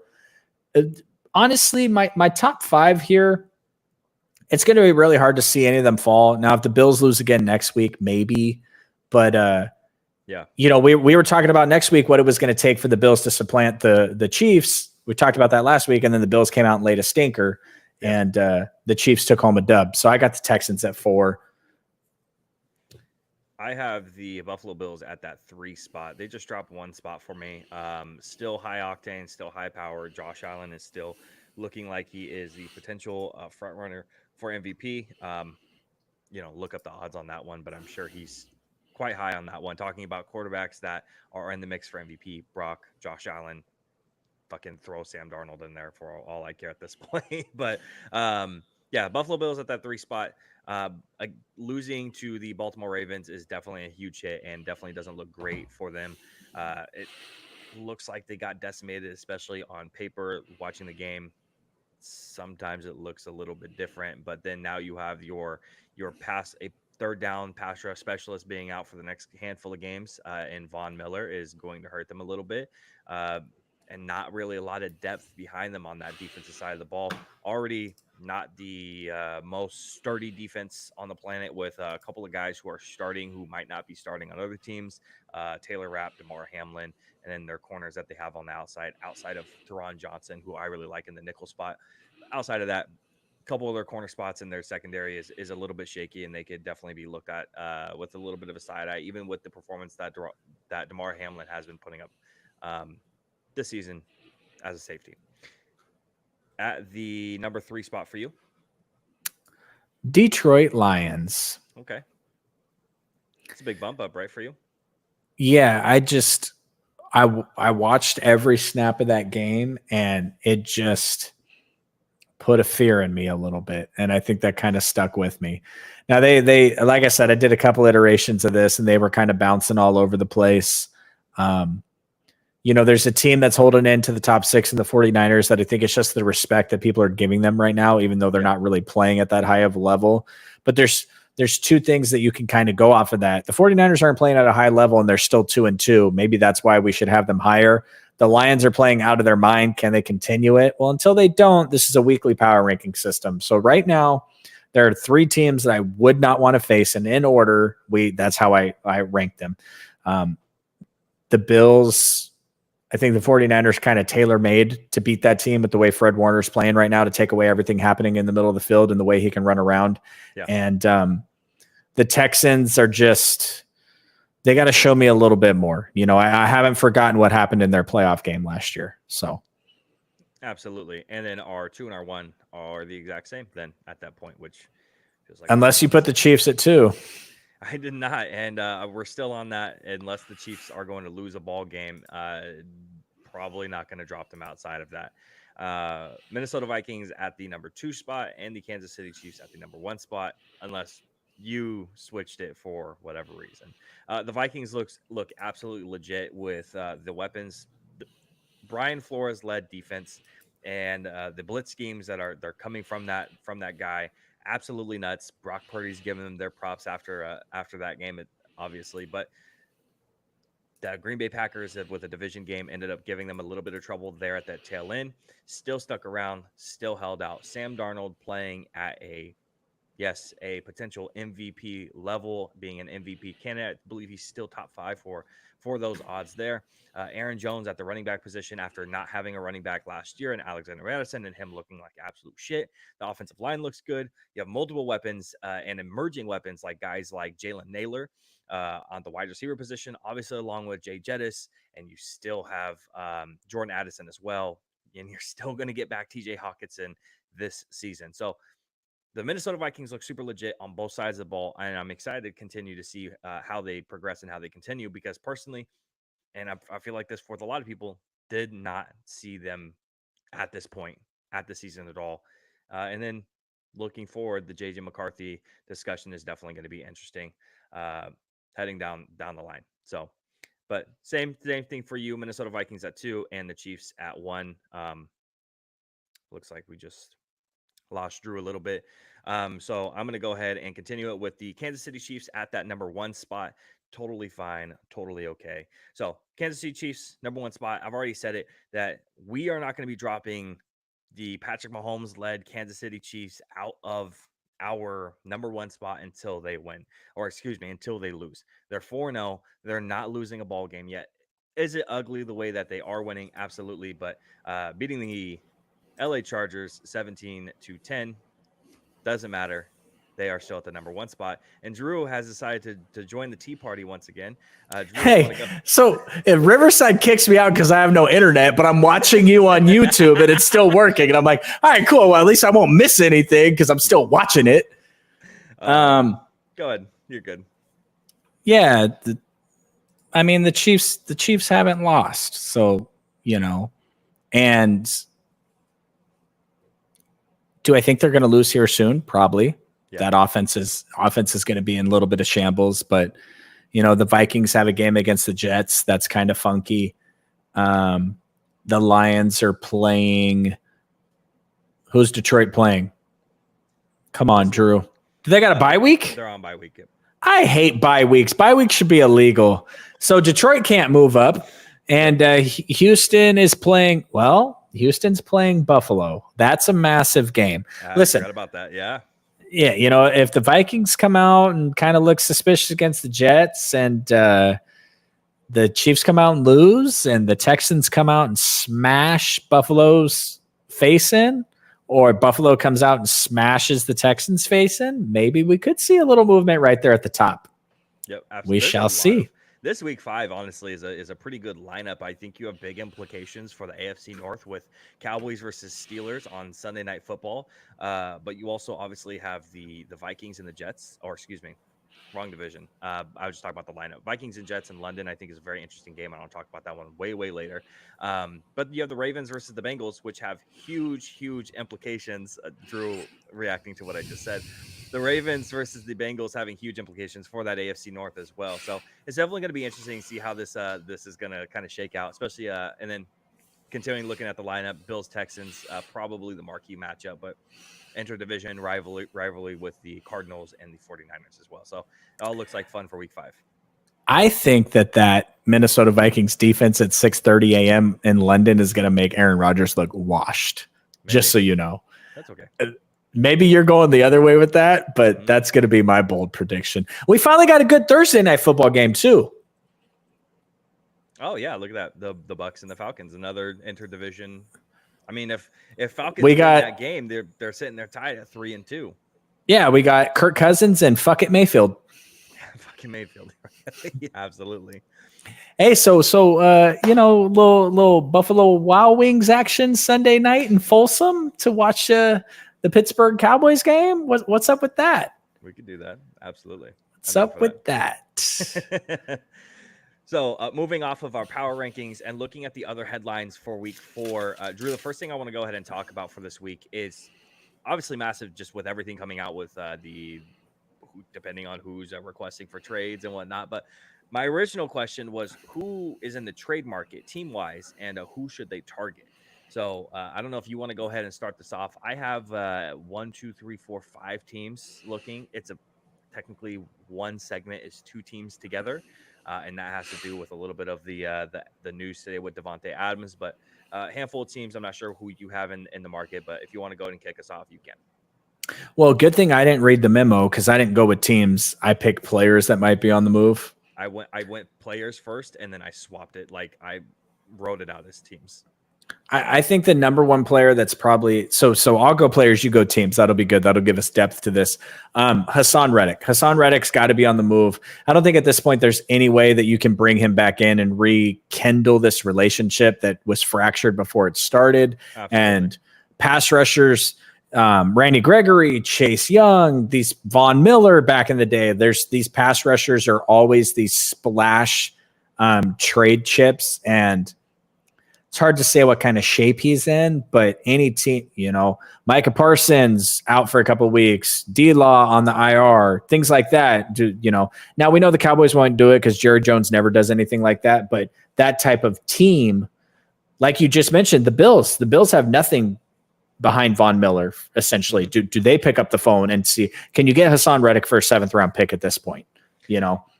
I think there's a certain wide receiver that would love to be reunited with his old quarterback in Davante Adams, and maybe there is a need in Vegas for a little bit of pass rush help because they are ranked bottom 10 in the league right now in pass rush. Tyree Wilson. Tyree Wilson. There we go. Maybe we're looking at a little bit of a Haason Reddick, Davante Adams swap plus a pick on the Haason Reddick side. So I know that the look is right now about a 2nd round pick is what they're asking for Davante, but Haason in a 3rd because Hasan's just kind of a throw-in because what the fuck is he doing anyways at this point? But again, I think this benefits both sides. Davante would love, I think, to go out there and play with Aaron Rodgers once again. And then Haason Reddick obviously wants to be out of New York and he wants to just play for money. He wants to at least make money. So, and Vegas has the capabilities to actually pay him. They have the cap space, $27 million in cap. There was a couple teams that had kicked around for Haason Reddick, but a couple of those teams just did not have the cap space for him because he's going to want to get paid before he even plays it down for whatever team that he goes to. So with Vegas having the capacity, Davante wanting out, I think this could be a potential good trade for both sides. You know who has Haason Reddick written all over them? Philadelphia Eagles? Oh, wait. No, he was already there. Go ahead. Sorry. They can't trade for him for 2 years, just so you know. My team, the 49ers, that's got Haason Reddick written all over them. They've made a bunch of trades at the deadline the past couple of years to bring in pass rushers. They got the most cap space in the NFL, 2nd most cap space in the NFL. Yeah. And obviously that is trying to be rolled over for Brock Purdy, but the Super Bowl window is now, not 3 years from now. So yeah. I do think Haason Reddick's definitely going to be moved. That was a nice tie-in with the Davante Adams. Number 3 on my list was the wide receiver need in Kansas City. Obviously, we talked about Tyreek Hill earlier, but I think based off of what's going on in Cleveland, I think the Chiefs have to pick up the phone and see if they can get Amari Cooper out of there. And I don't know about you, but Amari Cooper's route running and Patrick Mahomes throwing the football, that does not excite me in the least. The only caveat I have Amari going somewhere, and it's not Kansas City. The only problem I had with Amari going to Kansas City is the Kansas City wide receivers led the league in drops last year, and I don't think they want that same thing to happen when Amari Cooper is leading the entire NFL with 6 drops for this season already over 4 games. He's looked a little bit of lackluster as late. Obviously, I still believe in Amari and what he could do. He played for the Cowboys. I see what he can do up close and personal. Raiders. So I think Amari might go somewhere else. I just don't know if it's Kansas City just because of the drop problem so far this season. I don't know if they want another wide receiver that might potentially have those issues kind of screaming in their face. I do have a different guy who runs decent routes. Me too. I have a 3rd for the Chiefs. Who do you got? I have a certain wide receiver who plays in the slot for a team that's 0-4 in Christian Kirk. Okay. Kirk potentially being on the move. Brian Thomas looks really good, has big potential. sky high ceiling, and the team is 0-4. You might want to move some pieces around, especially get some draft capital back. And I think this guy could be the one to move it for Kansas City. I think this could look really good for them. What do you think about them calling up Tennessee and liberating DeAndre Hopkins? I tossed that one around a little bit because DeAndre's played better as of late. And that kind of feels very Kansas City-ish. And the only other place I see DeAndre go and be like Philly, because for some reason Philly just like picks up a bunch of like washed players, a la Julio Jones. But maybe, oh yeah, that was awful. Right? Almost as bad as him going to Tennessee. We can move on from that. I'm glad we didn't have the podcast then. But I could see it. I'm not sure if I like it. I might put that third on the list for me. I like Kirk there, and then I would like Cooper, and then Hopkins would be right below that. Obviously, Hill would probably be top of the list, but in terms of outside of that. Did you see him blowing up on the sidelines last night? Tyreek? No, I didn't. Clearly, I watched way too much of that game while you were focused on the exciting game. Right.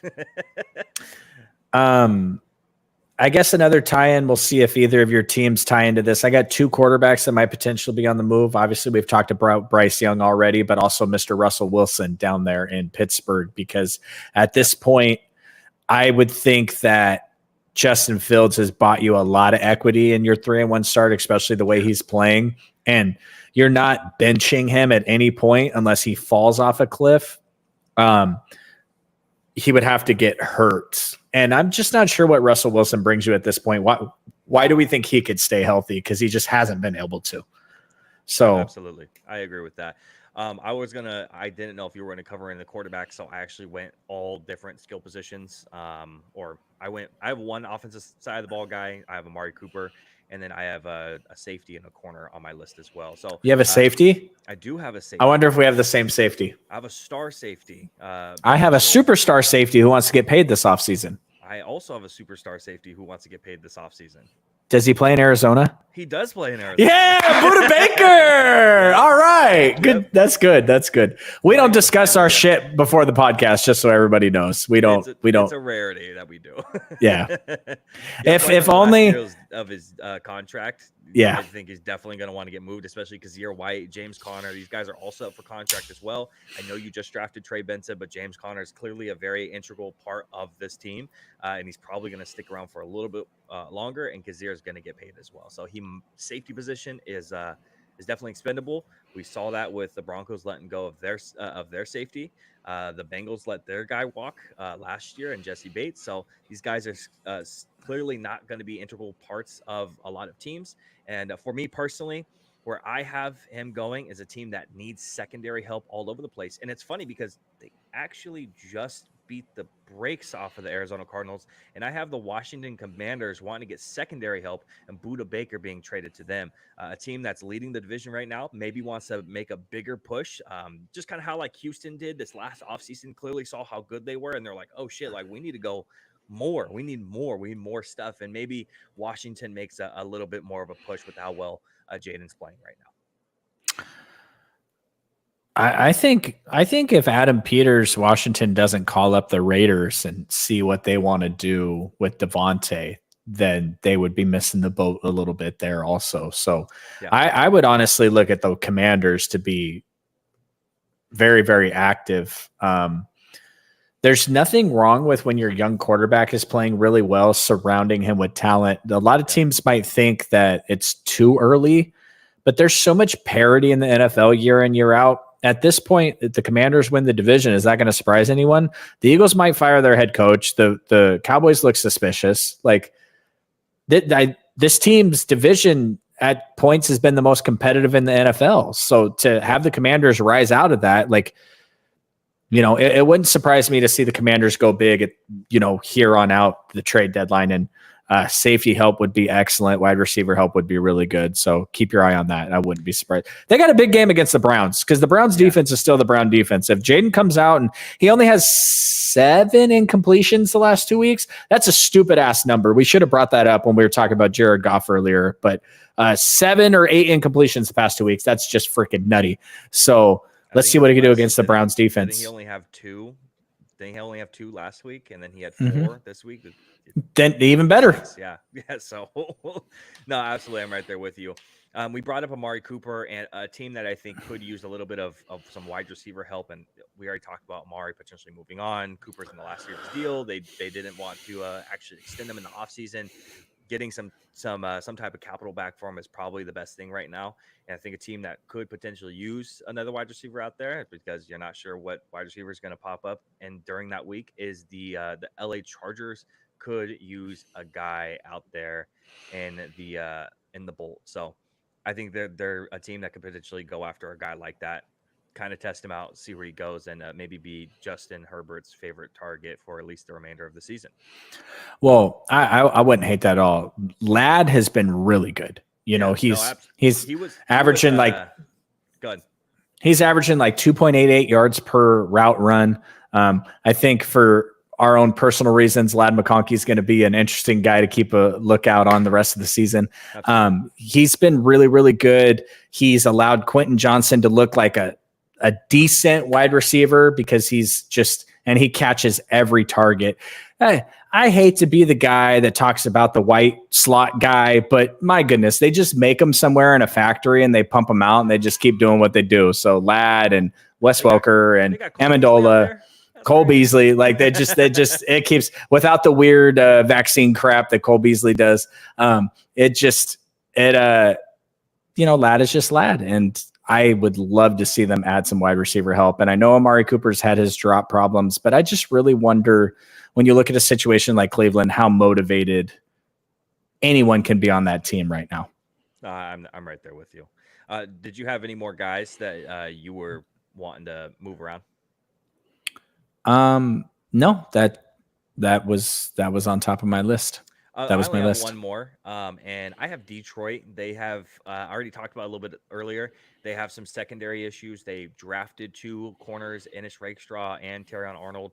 Terrion Arnold showing flashes of some type of brilliance, having some issues. I want to talk about that a little bit later with the rookie check-in here pretty soon. But a guy who has been getting phone calls about in the offseason and might get some more is a Jonathan Jones from the Patriots. Clearly kind of out of place right now on a Patriots team that is going to be moving forward and rebuilding with a younger team. He's 31 years old. It doesn't seem like he's going to fit on that team here in the next couple of years. So again, getting some draft capital, moving on from a guy who still puts out very good numbers, and he's been still very solid, to a team that needs him like Detroit to make that second push that they need, is going to be fantastic for them. So I think targeting a corner, but specifically Jonathan Jones, might be on the lookout here in the next 4 weeks. Moving on to our second headline for this week, and then we can get into the week 5 stuff. I want to go ahead and look at the rookies. We did a lot of work on the rookies this past offseason, scouted out a ton of guys, a lot of texting back and forth. Go back and look at our rankings for every single position and the multiple mock drafts we did and the in-depth conversations we had about these certain guys. I want to know 4 weeks through the season, just about a quarter of the way through the season now, who's looking good, who needs improvement, and do you want to see any more of any type of guy, looking at the rookie specifically. So go ahead and start it out. Who's looking good for you? Again, who needs improvement? You can start negative, start positive, wherever you want to start, Drew. I'm okay with. I'm going to start again positive. Andrew Phillips. I talked about him earlier this year. He's been really, really good for the Giants. They got a couple young guys out there that are doing really, really well. Malik Neighbors handed Trayvon Diggs his ass a couple times in that game. Unfortunately, he went out with a concussion, really kind of stopped any hope the Giants had. Yeah. Neighbors looks like the truth. He looks like the truth. And this may end up being a Jamar Chase, Justin Jefferson argument. Maybe not to that level. I'm not saying these guys turn into those guys, but it's like Justin Jefferson is far and away amazing, but Jamar Chase is just, the most solid, best consolation price you could ever think of in your life behind him. And it really just the Malik Neighbors, the Rome Odunze, the Marvin Harrison Jr., just a solid batch of wide receivers. And but really the conversation is about Andrew Phillips. He's just been so good. And the rookie corners have been very topsy-turvy. Matter of fact, the number one rookie I put on my list here was Cooper DeJean, and the Eagles fans are just clamoring at this point to see him. Avonte Maddox has not been good this season. Big surprise to anyone that knows anything about Avonte Maddox. I don't know if it's a Vic Fangio thing, not wanting to play Cooper DeJean, or if he's just not looking as good as we thought he was going to be. Obviously, I had big concerns about what position he was going to play in the NFL before the draft. But yeah, I mean, Andrew Phillips, he's just been out of this world so far. Yeah, I think I'm right there with you. I left a couple guys off my list because I knew you mentioned some guys previously, and Andrew Phillips was one of those guys you mentioned a little bit last week, so I thought maybe you put him on here. I mentioned Jayden Daniels and how I wanted to kind of go off about him a little bit because he made me eat crow, and I'm going to turn around and I'm gonna tell you all the great things about him now at this point, now that he's playing as well as he has. For me, how I ordered this personally is I ordered it with 3 guys who look elite, 2 guys who look great, and then 2 guys or 1 guy who has flashes, needs improvement, and 1 guy who just looked bad overall. And for me, Jayden Daniels is part of that group that looks elite. 87 completions on 106 attempts. 87 completions on 106 attempts. 82.1 completion percentage is now the highest for a quarterback in the first 4 games of a season, not just for a rookie, for a season with a minimum of 75 attempts. Highest percentage of any player in 4 game span at that any point in their career since 1950. The Commanders' offense is off to a historic start in terms of the expected points added per game at 16.9. They are the 9th best offense through a season's first 4 weeks since 2002. 42 points against Arizona, 38 against Cincy. The Commanders now have scored 38 points in consecutive games for the first time since 1991, weeks 11 and 12 in that week. And then Washington offense through 4 games has 23 scoring drives, 19 incompletions, and just 4 punts. They are the second team in Super Bowl era with more scoring drives and incomplete passes for their first 4 games, joining the 1973 Rams. And a lot of that has to do with the man himself, Jayden Daniels. Again, I'll admit when I'm wrong. Maybe Drew won't, but I'll admit when I'm wrong. And I'm very glad to admit that I'm never wrong. Jayden Daniels looks great. Christian Watson. Jayden Daniels looks great, and he's playing great. And I want to see guys succeed just like you. So, again, for me in that category, he's a guy that looks elite. And then just one more guy who looks elite out of and then I'll jump back to you. You already mentioned him. Malik Nabers looks elite, leads the NFL with 35 receptions, 5 more than Nico Collins, which we raved about earlier in the podcast. Second with 386 yards, tied for third with 3 touchdown receptions as well. Nabers' 35 receptions is the second highest in a 4-game total to start a career in league history. Puka Nacua, obviously we saw the season that he had last year, raved about him obviously all last year. 39 catching is in his first 4 NFL games and just last year. So his 386 yards is the 8th highest in a 4-game total. He's the first player with two 10 reception and 100-yard games in his first 4 games in a Giants uniform, and he joins Nacua last year as the only player to do 2 in such games in their first 4 contests. So we raved and we saw how much Puka Nacua did and how good he was, especially coming out of nowhere, essentially. Nabers, we obviously knew about him this entire draft process, and he looks amazing and doing it basically by himself, being targeted 52 times out of the 142 total pass attempts, including one that he threw himself. A 35.9% is the highest in the NFL for that target share by himself on a really bad team. So again, in the category, maybe the Giants need to go get Devontae. Yeah, maybe. So or again, go call up the Panthers and get Deontay. Yeah, absolutely. Get some help from Malik before he wears down at week 10. Yeah, because I don't want to see him with constant concussion problems or anything like that. It sucked to see him go down at the end of the game last week, even though he's playing Dallas. It just sucks. You don't want to see stuff like that. Who else is on the list for you on these rookies? You know, we've done a great job of highlighting a lot of the highest rated rookies in the league. We talked about Ladd already. He's right behind Malik Nabers, obviously nowhere near the gaudy stats, but you know, the Chargers don't run the ball like that. We talked about Andrew Phillips, TeAndre Sweat, obviously. Brock Bowers, this is the 4th consecutive week I've mentioned him. He's second in receiving yards amongst all tight ends, not rookies, just amongst all tight ends. He's already a top 5, top 7 player at his position, probably. Tight ends are just so weird year in and year out. But I wanted to shout out Mr. Jordan Whittington for the Los Angeles Rams, because this was not a player that we talked about much. Obviously, a 6th or 7th round draft pick. Cooper Kupp goes down, Puka Nacua goes down. You're like, oh, the 49ers are going to smash the Rams. They got no one to throw the ball to. Well, he's been fantastic. And with a rookie class that was highlighted with so many wide receivers, poor Xavier Legette, he's got absolutely no one throwing him to the ball over there. But I don't think we talked about Jordan Whittington too much in the run up to the draft. So shout out to him. He's come out. You already mentioned Brian Thomas earlier. He's been fantastic. He's Trevor Lawrence's favorite target, which obviously I don't think means much right now because they're terrible. But and then I mean all the offensive, the tackles have been really good. Zach Frazier has been fantastic. There's my other guy for looks elite. All right, cool. Yep. JCP hasn't been playing much. I don't know if played. I know he didn't play like the first 3 weeks. He played last week. I don't know if I've seen anything on Graham Barton. Tyler Guyton. Zach Frazier looks like a dude. So does Cooper. He looks really good too. But Zach Frazier looks like a dude. No, absolutely. Real quick on Jackson Powers Johnson, he has played 80 offensive snaps so far this season. So just as a shout out to that. Zach Frazier is my last guy in the looks elite category. Joe obviously is going to get a shout out. We've already talked about him a ton. Talisi Fuanga, we've been mentioning him a ton these past couple of weeks. But Zach Frazier is a guy we haven't talked about.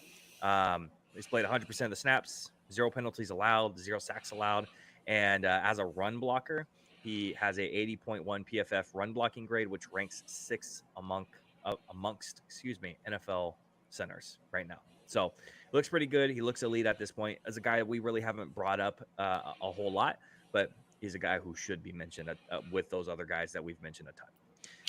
And the main reason for that is when you take a tackle at 5, when you take Joe Alt, right? And then Joe Alt comes out and is good. Okay, duh. You took him at 5. Zach Frazier was the 60th, 65, somewhere right in there. I mean, obviously he went in the 2nd round, I think. So he's come out and he's been fantastic, which the higher rated the higher, although I was close. There've been a lot of injuries with these rookie offensive linemen, so that's been tough to watch. And Zach Frazier, when you slot a player in there, much like I mentioned Dominic Pooney earlier, when you slot these players in and they just show up every week and do their job and do it well, it's just really refreshing because offensive line is not an easy position. The defensive linemen, the explosiveness, that is far surpassed the offensive linemen in recent years because those dudes get paid. So I think all these athletic freaks are switching to defense anyway. Shout out to Zach Frazier. He's been awesome. A guy that was really hard for me not to put in the elite category, and he was so close, like he was riding the fine line, but I didn't want to put too many guys in the elite category. So I just put like top of the great category for me. It has to be Mr. Jared Verse from the LA Rams. He's ranked 5th overall in the league for individual pressure rate at 18%, helping the entire the defensive pressure rate. The Rams lead the league in pressure rate right now at 41.3% of dropbacks through 4 games. Again, 18% for his individual. He leads all rookies with 17 pressures. Through 4 weeks, his 28.8% pass rush win rate ranks only 2nd to a Mr. Potential Defensive Player of the Year front runner and Aiden Hutchinson, who has 18 more pressures than any other edge rusher in football right now. So just, again, 17 pressures for the rookie. Aiden Hutch has 18 more than every other person in the league. So just putting that out there. And then just last week, the week before, against the Bears, he had a 50% pass rush win rate. So throwing that out there. Jared Verse looks fantastic. I knew he looked great against the run because that's what he looked like he'd be good at. See how his power worked in the NFL, and it's working. So do you know what Jared Verse leads the league in? What's that? Missed tackles. He has 11. Yeah. So there we go. So shout out to you not putting him in your elite category, because if you had, I'd have freaking pounded you for it. Another guy I didn't put in the elite category is another wide receiver. I'm not sure if you wanted to talk about him. It's a very obvious Mr. Marvin Harrison Jr. at the looks great category. Didn't put in an elite category. For me, it's only one reason only. He seems to not get targeted in certain lengths of the game or certain like the second halves of games. He just kind of disappears. His 4 touchdowns, which tied with Justin Jefferson for leading the league, but his 4 touchdown receptions all in the first quarter. Outside of that, he kind of like goes MIA here and there. Again, looks fantastic, but I'd like to see a little bit more before we bump him up in that category that looks elite. So if we have another check in here, second half of the year, I'd like to see him in that category, but he has to do a little bit more for me to actually be able to put him there. The thing about the Cardinals offense, it's very similar. So right now there's a lot of freak out in 49er land about Brandon Ayuk and his production so far. But if you watch the 49ers offense, they are running absolutely nothing for Brandon Ayuk. Yeah. They're not trying to get him going. They're not trying to. Is that probably Kyle Shanahan punishing him a little bit? Yes, it is. When you compare that to what's happening in New York, where everything is Malik Neighbors oriented, the Cardinals are a little bit of the same. They are not force feeding Marvin Harrison Jr. They are not going out of their way to make sure he gets 8, 10, 12 targets a game. Right. He had 2 touchdowns and like 140 yards in the first quarter the other day and then did nothing the rest of the game. So he is that player. In my opinion, he is that player that you can go out and say, listen, this man needs 12 targets this year. Yeah. I think it will continue to grow. But when you look at what Malik Neighbors is doing, if we have to rank him right now, I got Malik Neighbors at number 1 just because of everything. He is that offense right now. You have to. Yeah. And the other thing is again, when you're the first wide receiver off the board, you have to be a little more impressive when you're the first. Jaden Daniels right now is kicking Caleb Williams' ass. Well, yeah. Caleb was number 1. If we could go back to the draft, would the Bears take Jaden Daniels? No, they would take Caleb. They would take Caleb. They would take Caleb. But right now, Jaden's in front of him. It just is what it is. Yeah, absolutely. Was there anyone else that you want to praise before you took some negatives there? The corners have been interesting.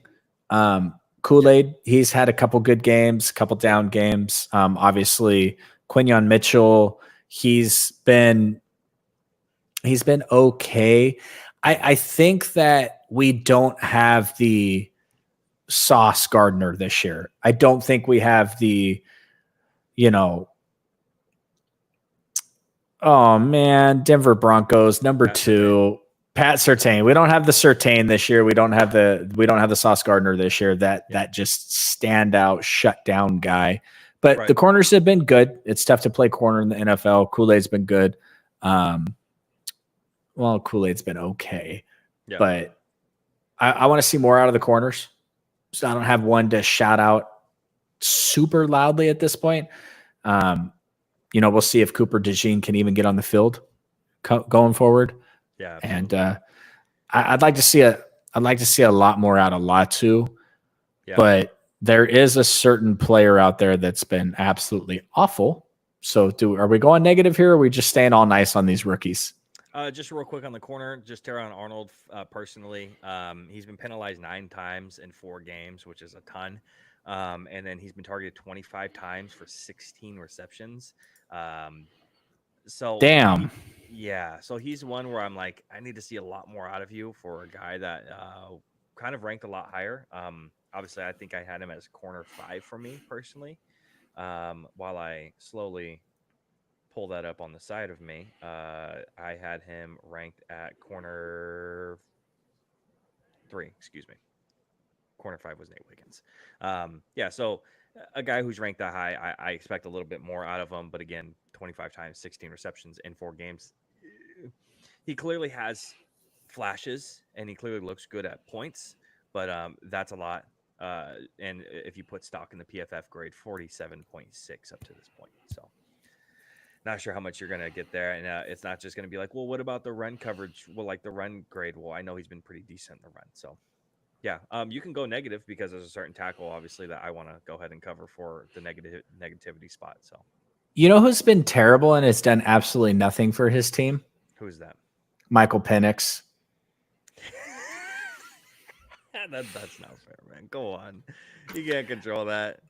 Are you going to talk about Guyton? Is that who you want to? Because so we could talk about tackles for a second. I won't focus on Guyton. J.C. Latham has not been great. You're right, absolutely. But again, he's in Tennessee, so I'm not exactly sure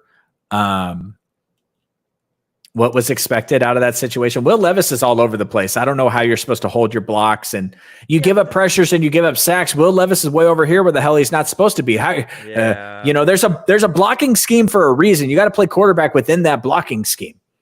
Yeah, but the thing is when I'm watching J.C. Latham and I'm watching how he's playing in tape, he obviously came out as a tackle. That was how he came out. And I told you, I think he's a guard. I don't think this guy's a tackle at all. And then you draft him as high as you did as a tackle, and he's looked this bad. It's like, for me personally, I want to point the finger and be like, I told you, not to you, but like to, Tennessee Titans, like, I told you so. They should have listened to me. They hit me up and I told them, and they didn't listen to me. And I don't know what's going on there, but that's their problem. I was not the biggest fan of Latham, and especially you move him sides as well. So I'm not a fan of that personally. Not look great. Again, I thought he was more of a guard than a tackle. I love offensive lineman tape. That's like my shit. And there's certain guys that I love to hang my hat on and be like, hey, I was kind of right about this one. And J.C. Latham so far is like, hey, I told you this motherfucker is probably a guard, not a tackle. And especially with this next guy as well. Unless you have another tackle you want to talk about, I said that this guy is not going to translate the best. So Latham was my tackle 6, by the way, if he was a tackle, and I still put him down as a guard. He was my second highest rated guard in my tackle spots. But yeah, 6th spot. I mean, do you have anyone else? No, I mean, some of these guys have been really bad. Yeah. I mean, Amarius Mims has not been good. Yeah, he's definitely struggled. Jordan Morgan. He got drafted high, but we knew that Amarius Mims was going to struggle, being so raw coming out too. He might come into his own, but very, very raw guy with every bit of athleticism that you can count on with flashes. Yeah, Jordan Morgan has not been that good. He's been hurt. I wasn't high on him. The guy the Chiefs took, he's got a funky name. Oh, Kingsley Sumatia. Yeah, I wasn't high on him either. They took him super high. I know you're going to go on a rant on this Cowboys thing. So before you go there, you got anyone on the defensive side? Defense side of the ball that looks bad. We could talk about something Dallas related, not your player, just name sake. You're good. Go ahead. Dallas Turner has not been good. We talked about that. There was teams mocking him, and like there was mocks with him in the top 8-10. We're like, no. Latu's number one. He's had like 14 pressures in the last 2 weeks. He's getting close to breaking out. But another guy I had really high who's not doing much of shit, doesn't look very good, is Chop Robinson. I was just looking him up. Yeah. His run grade is absolutely terrible. And we knew Chop was going to be a bad run. Like he's a pass rush specialist. If you're using him on the run, you might have to look at yourself a little different, because that's never what Chop is ever going to be.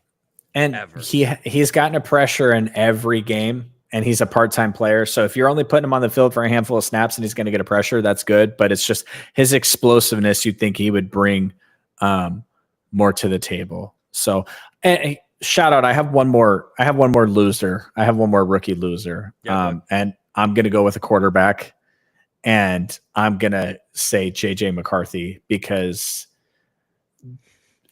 it's not good what's happening for him in Minnesota right now, man. It is Baker Mayfield got a 3-year, $100 million contract.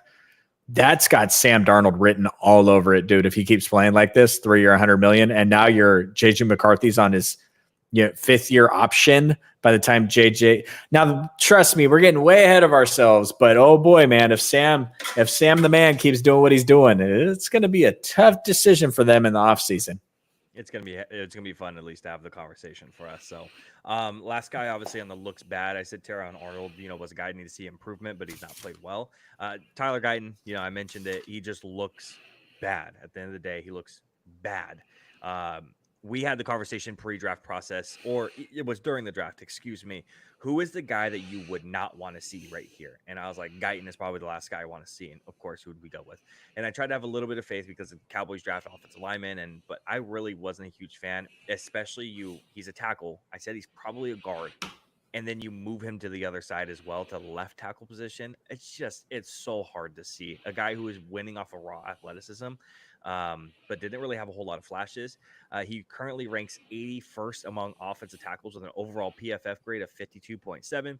He's allowed 4 sacks in 4 games, 1 quarterback hit, 6 quarterback hurries through 269 snaps. Also committing 7 fucking penalties. So I don't know what the fuck is going on there, but and then he had the audacity to criticize the refs afterwards. Shut the fuck up. I don't get it. It's your fault. You dumb fuck. You have like 4 false starts. That's your fault. I don't know what we're talking about. If we're talking about like the first game of the season and we're looking at the Baltimore Ravens and we're looking at Ronnie Stanley not being able to keep his fucking waist, where the center is, that's his fault, and he should be able to do that and be like, oh, like the refs were kind of picking on me for it, but other guys, they were doing it too. Okay, sure. Maybe I understand it.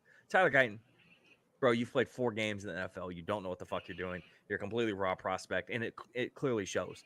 And, maybe just be quiet and say, yeah, I have 7 penalties and 4 sacks and I look like shit in every single fucking game. So, yeah, let's relax a little bit. So that's my feelings on Guyton. Obviously I want to see him succeed being from the Cowboys, but there's a pretty big portion of me that loves to be correct, just like Drew does. And I love to be right, and when I'm right about something, it makes me feel really good. So for me, it's a win-win situation where if he's good, it's good for the Cowboys. But if he's bad, it's good for me because then I get to talk shit about it and that I was right. So that's my last section on these rookies and our last section for week 4 overall. I think the tough part for me about Guyton's performance on Thursday was it was coming against Kayvon Thibodeaux. Yeah. Like that's not Aiden Hutchinson out there. That's Thibodeaux who came into the league with a lot of fanfare. By the way. Yeah, man. I just who made Joe Alt look bad, but he was also like the top ranked tackle, coming into that week. And then all of a sudden he made him look like not dog shit, but he made him look bad. And that's TJ Watt. And now you have Tyler Guyton, and he's just gonna fucking eat him up, which our other tackle fucking sucks anyway. So go ahead. Going back to a little positivity off of the suicide ledge for Cowboys fans, maybe a corner that we were a little wrong about just in terms of maybe having him the 5th or 6th best, but Nate Wiggins has looked really, really good. Yeah. It's too bad that he keeps dropping fucking interceptions. I think he has 3. I know, but I think he has like 3 drops, but he got the start. He had a great coverage grade, over 80 or something. I didn't write it down because I wasn't trying to get to him, but I just know that he keeps dropping interceptions. So shout out to Nate. He's a little guy, but I like to see the players that we scout really hard ball out. And it was really tough to put the corners together this offseason. And especially his biggest knock being he's light, he's small, he's light. And, but luckily he's held up, he's only allowed 6 receptions so far in the year, which is pretty good when you look at 16 receptions allowed for Terron Arnold. So yeah, shout out to him, man, because that's pretty awesome. Again, even if we scout someone hard or we don't look at someone in a positive light at first, if they succeed, we benefit as the fans to be able to watch it at the end of the day, and we like to talk about it. The one thing I'll say, just to try to get you off your rant, make you feel a little better, is it's not like you took Tyler Guyton and there was a stud tackle that went a couple picks after, Yeah. Oh, and shout out this. Please hold.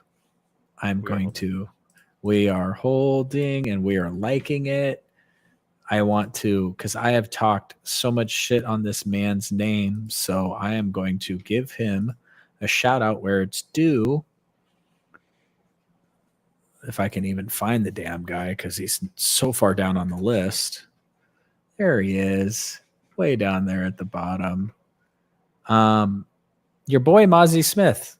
he had an excellent run blocking grade this past week against whoever the Giants played at running back and Daniel Jones. He had a couple big tackles and finally looked like an NFL player. So shout out to Mozzie Smith.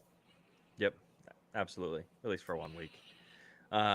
Still ranked 35.7 overall, the 121st best defensive tackle in the league, but he finally had a good game, which is more than I could say for like Tyree Wilson of the Raiders.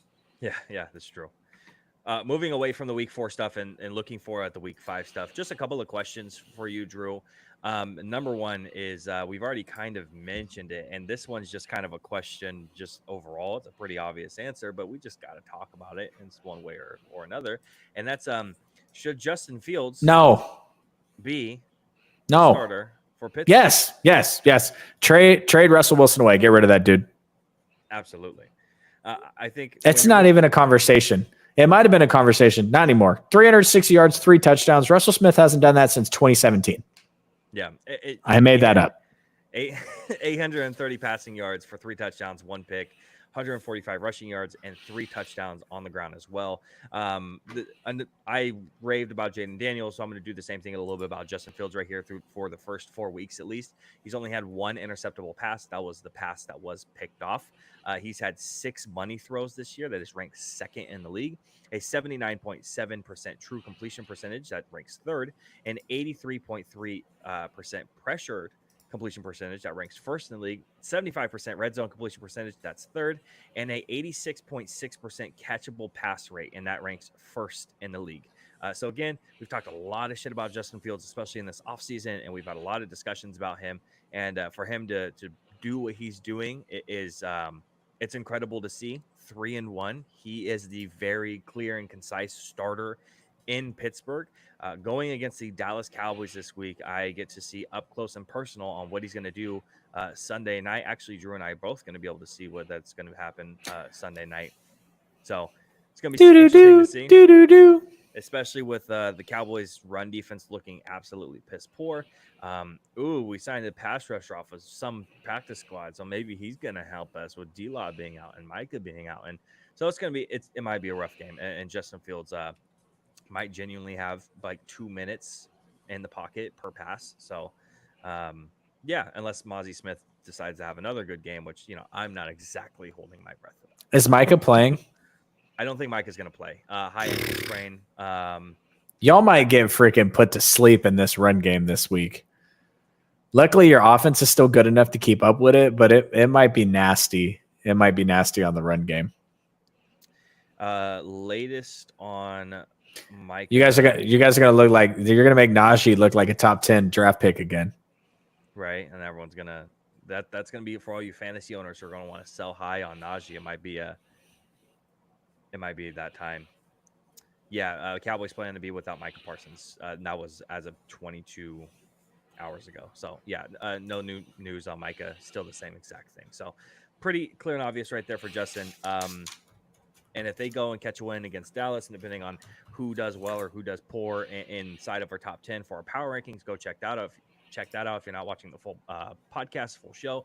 But depending on how they do, they're going to catapult themselves back inside that top 10 and maybe a little bit higher than that. So again, Justin Fields, you're the starter. I don't think he's actually in Drew's studio anymore. I think it's someone else, or maybe the entire team at this point. Do you have anything else on Justin, or do you want the second question? There's Russell Wilson. No. It's your guy, dude. How long until we see a Mr. Drake Mays debut? And do you think the Patriots are doing the right thing by continuously sitting him? We do not see Drake Mays debut. He's already debuted technically. Starting debut. Not going to happen. When? I'm going to read. Next year. Season? Okay. Not without an injury. Let me read something to you. Are you ready? Yeah, go ahead. 34.8, 39.1, 63.4, 53.9, 67.2. Those are the PFF grades for the New England Patriots offensive line. if you want me to translate that into explain like I'm 5 terms, it roughly computes out to dog shit. Roughly. Have you ever heard of Kevin Givens?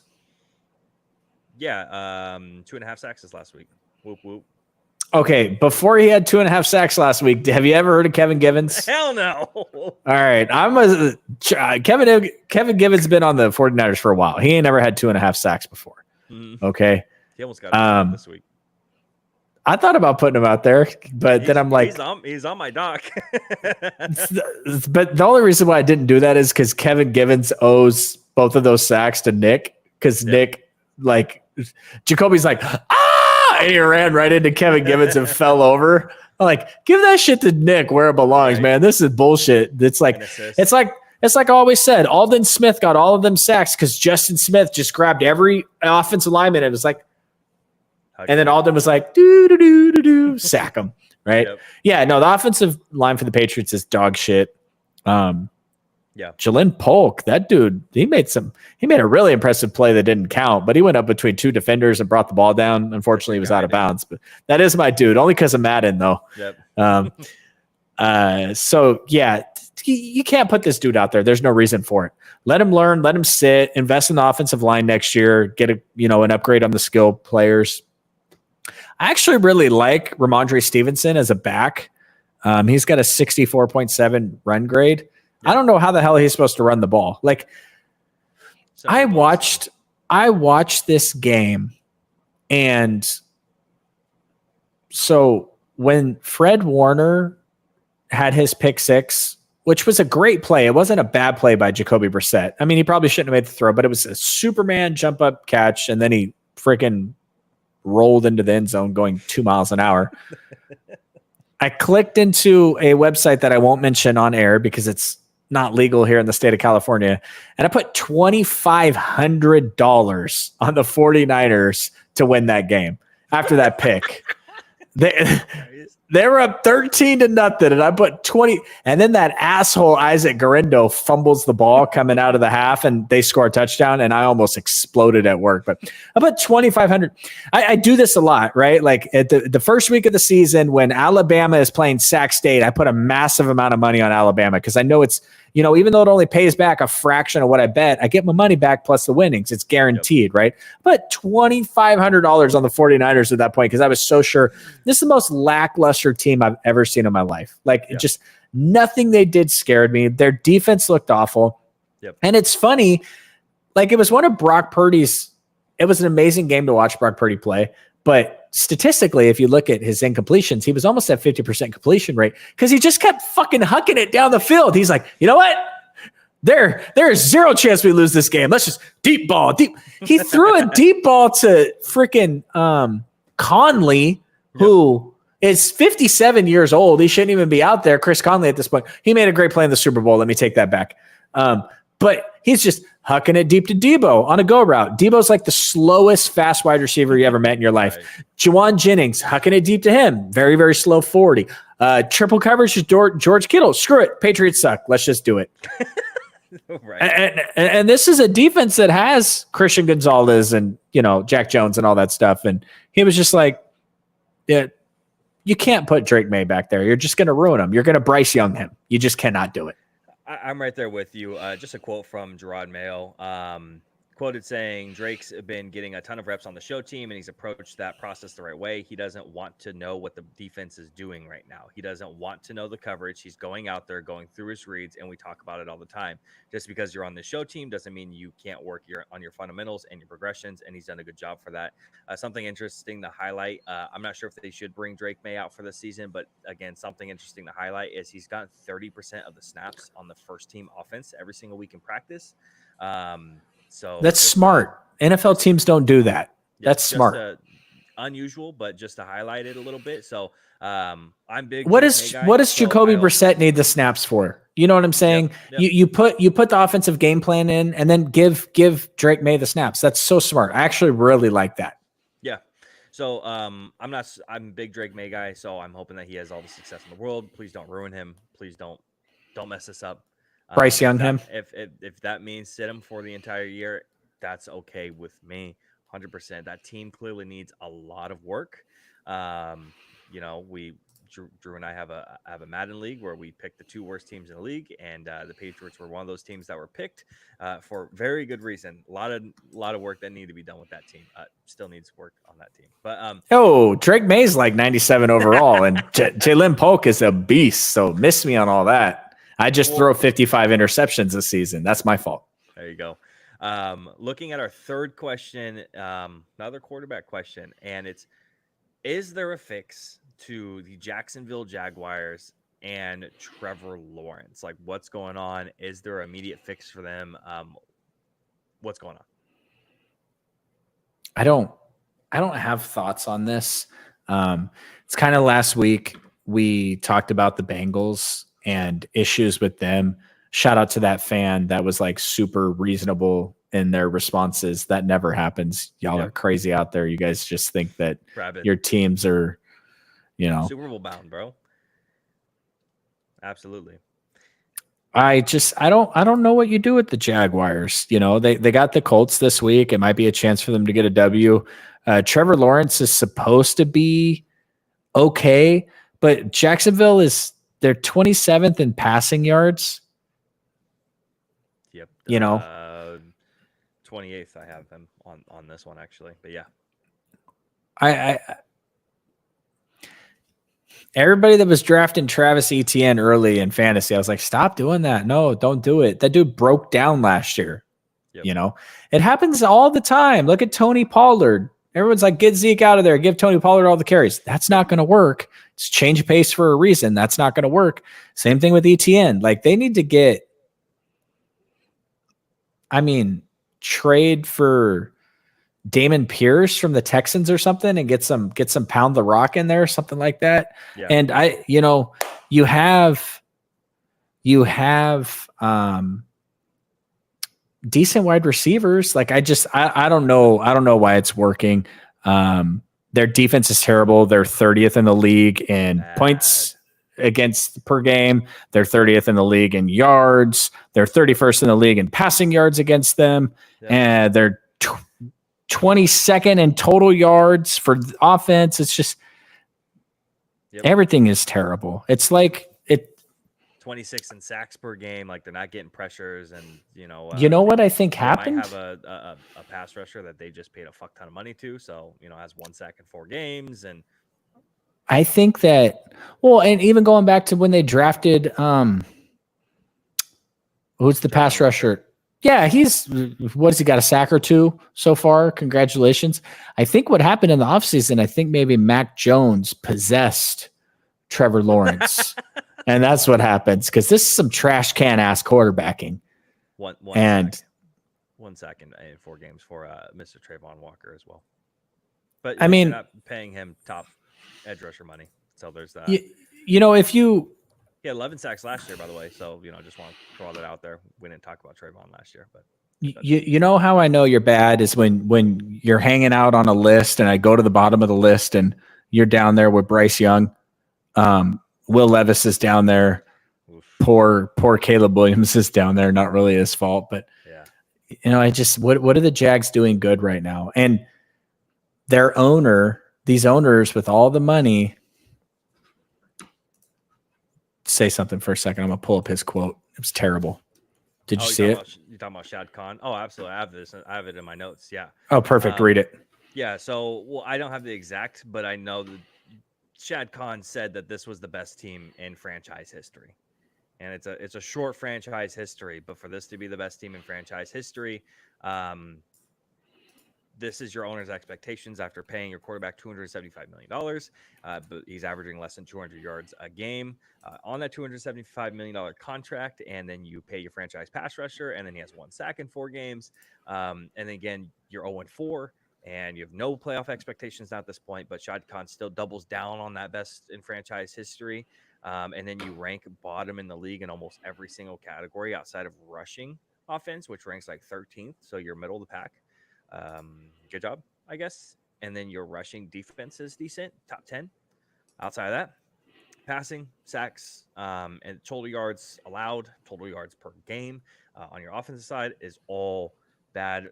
For me personally, with how bad this defense is, they gutted their entire defensive coaching staff, and the guy that's kind of left over now at that point is a Mr. Doug Peterson, and you might have to start looking at him to be, out the door at this point, because defense is looking bad. You got the entire coaching staff, and it's still this bad. You can't point the finger there for a second year in a row. After that, from the fired coaches from that defensive coaching staff, they said, quote, the problems are still in the building in Jacksonville. And they might know what they're talking about there, especially with, again, the head coach might be the problem at that point. So, well, and Trent Baalke is a terrible GM. He was the guy who drafted the all ACL team for the 49ers. I don't know. It's Jacksonville, so they're always going to be a little irrelevant anyway. But and they had a hell of a playoff game last year where Trevor Lawrence threw roughly, I think, 63 interceptions in the first half, and then they came back in the second half. But it's just, you know what else is really weird for them right now is that Doug Peterson is like going to the wall to defend his coaches and kind of putting a lot of this on the players, and that's just super abnormal. I don't know what to do. It's super, super abnormal for head coaches to behave this way. In a press conference like that, red flag. Yeah, absolutely. This has got. They're gonna go get the OC for the Lions type thing written all over it because you gotta. So this is my thing. I was making an argument with. There's a guy at work who's the most passionate Raiders fan you've ever seen. The one thing we can say about Raiders fans, they're just passionate. And I told him, I said, the thing I don't like about Antonio Pierce is when everything is going wrong for your quarterback, Antonio Pierce can do nothing about it. He doesn't know the X and O's. He doesn't do the scheme. He doesn't know anything. He's just going to go give him a pat on the ass and say, hey, let's try better out there. Yep. When shit's going bad for Dak, Mike McCarthy schemed that whole thing. Sean McVay, Andy Reid, LaFleur, the Kubiaks, Kyle Shanahan. These guys can go talk to their quarterbacks and put their mind back together. What exactly can this coaching staff do for Trevor Lawrence right now? I mean, and I feel bad. I feel bad for him because you got Urban Meyer, and then you got this, you got that, and it just sucks. It's like it's got a lot of eerie Alex Smith similarities right now down in Jacksonville. Matter of fact, now that I said that out loud, I really love that comparison. 6 different offense coordinators in your first 7 years. They got to go get a guy. They got to get the OC from the Lions. Ben Johnson.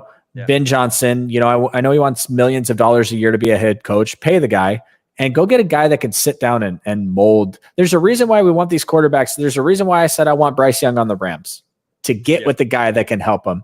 And, it just, I don't know. I don't even looking at their schedule, I don't see a win for them. Yeah. Maybe this week against the Colts, but that's it. Know how much, obviously you said you don't want to take credit, like the team doesn't want to take credit for it, but like we really don't know unless we're inside the building how much, and inside his head, how much being with a guy like Kyle Shanahan helped Sam Darnold, so, it very well could have been that deciding factor for him for what, let him open his eyes a little bit and then come into the situation where he had weapons around him and being able to actually perform well. So being with those type of offensive minded guys and giving them these quarterbacks the opportunity to perform at the highest level possible with some of the best coaches out there, it's probably the best situation you could give Trevor Lawrence at this point. Well, look at Baker Mayfield with the Rams. Yep, there you go. He was that game saved his career. The whole thing saved his career. Let me see. He was, I guess he was 22 at 35 for 230 yards, a touchdown, no interceptions, but he'd been on the Rams for 48 hours. Yep. And, it's just, I don't know why teams continue to hire the way they do. I think it's a mistake. That's why we talk about Belichick because he's the greatest coach of all time, but who's he bringing in? He's bringing in McDaniels, you know what I mean, as his offensive coordinator. Go get Ben Johnson. Look at what they're like. Jared Goff was cast out of LA. Maybe it was St. Louis at the time. I don't remember, by Sean McVay. And they've turned that dude around, and he's, they got a high powered offense out there. Go get somebody that can help your quarterback, because right now, You and me were talking in the offseason, should they even pay this dude? And it feels like they just pay these quarterbacks no matter what now. But I don't know. The Jaguars just got to blow it up or something, I guess.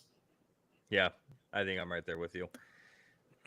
Now, looking at the segment that we have every single week, looking at our upset of the week, we got to get like a theme song or something once I get the soundboard over here for the upset of the week. Stuff we do. Yeah. We got to get on top of it, producer. All right. Relax. Upset of the week. Drew, I already kind of like flash mine a little bit if you're listening to the entire show. I can't watch this. I can't watch you say that. I was going to turn my camera around. Drew is 2-2. I finally got a win at 1-3 by going out there and going on a whim and taking the Broncos over the Jets. And as terrible as the game was, and -7 passing yards in the first half of a game is pretty bad for Mr. Bo Nix, who we haven't talked about all day today. But I'm not betting against them this time. I'm going with them, and we're going across the pond. And we're going Jets over the Minnesota Vikings. The Jets have the 6th ranked offensive line up to this point. Come on, bro. Minnesota Vikings, obviously the pass rush is incredibly good. Excuse me, the 5th ranked offensive line now up to this point. And I think it's time. I think it's time that they're going to drop a game. I think going across, I think this is it. I think the Jets can pull out a win. I went on a whim and I took the Broncos. I'm going out. I tried to take an easy one the week before with the Cardinals and it didn't work for me. I'm going out on a limb again, and I'm taking another team that probably shouldn't win. That's why it's upset of the week. Probably shouldn't win, but I'm taking them anyways, and that is the New York Jets over the number 2 ranked for us Minnesota Vikings. Go ahead. You're good. Speak to the people, Drew. The people. I'm super excited to find out that at 9:30 in the morning, just so everybody knows, I love the Sunday morning games. I absolutely love them. I think it's great. I love setting my alarm clock up, getting early. I think it'd be nice actually to live on the East Coast where football doesn't start till 1. You get out in the morning, have some breakfast or golf or whatever. That would be nice. But for now, we live on the West Coast and football starts at 6:30 in the morning. And it's fantastic. I want them to do this every week once they get into the season, because I'm locked in Thursday night for football, Friday for college, Saturday for college, Sunday for football, Monday for football. And then I take a little tiny break Tuesday to do my podcast. Wednesday, I purge myself of all the bullshit from the last week, and then I get geared up for the next week and I'm ready to go. So I'm super excited to find out that at 9:30 in the morning on Sunday morning, you're going to take a L on this when the Minnesota Vikings smash the shit out of the New York Jets. Mm-hmm. Unfortunately for you, you're going to have to wait until Monday night at 8:30 to find out that I win again and I'm 3-2 when the New Orleans Saints knock off the Kansas City Chiefs to go 3-2 and hand the Kansas City Chiefs their first loss this week on Monday Night Football. Wow. I don't know what's crazier. Either one. So we're both saying that the 2 undefeated teams left in the league right now, we're going to go ahead and take a loss. That's what we're both betting against right now. Just so you know,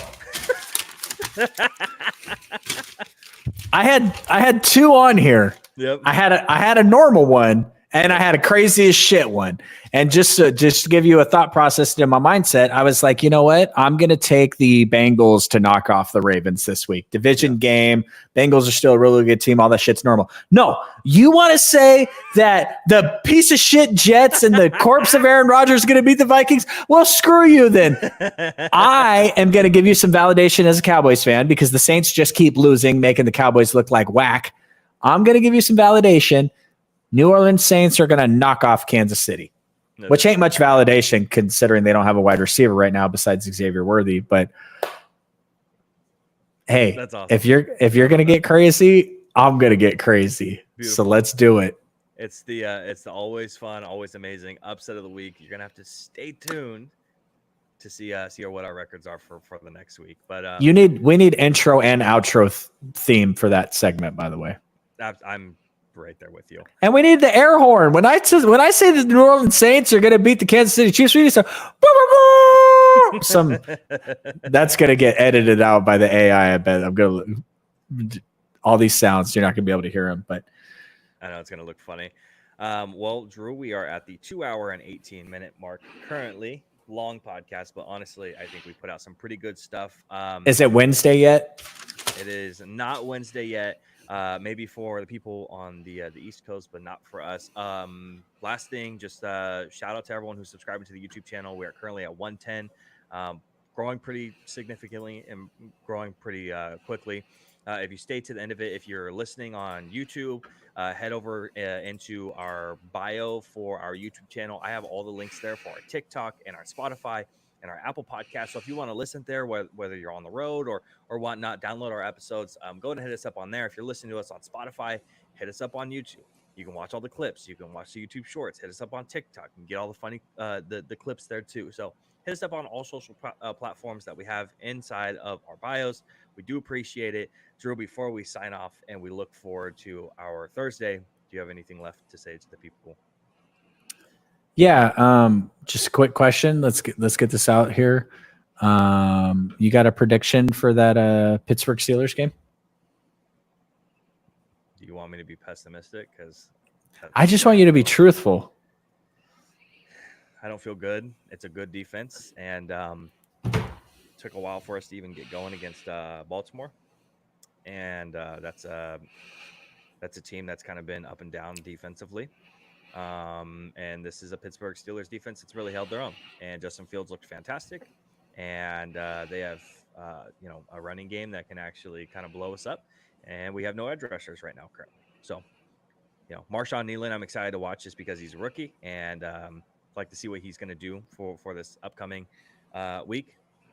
Going to get a starting shot in a starting position, but outside of that, man, I don't see us really taking a win home this week for Sunday Night Football. It's gonna be good Buffalo Wild Wings day. Because I'm a little nervous that the freaking Cardinals are going to dunk on us. So I'm glad you're not feeling too confident either. Awesome. All right. Well, that is all that we have for this week. And I shouldn't say that's all because, damn, we went a very long time. We do appreciate you sticking around to the end. Again, hit us up on all social platforms. And besides that, let's get out of here.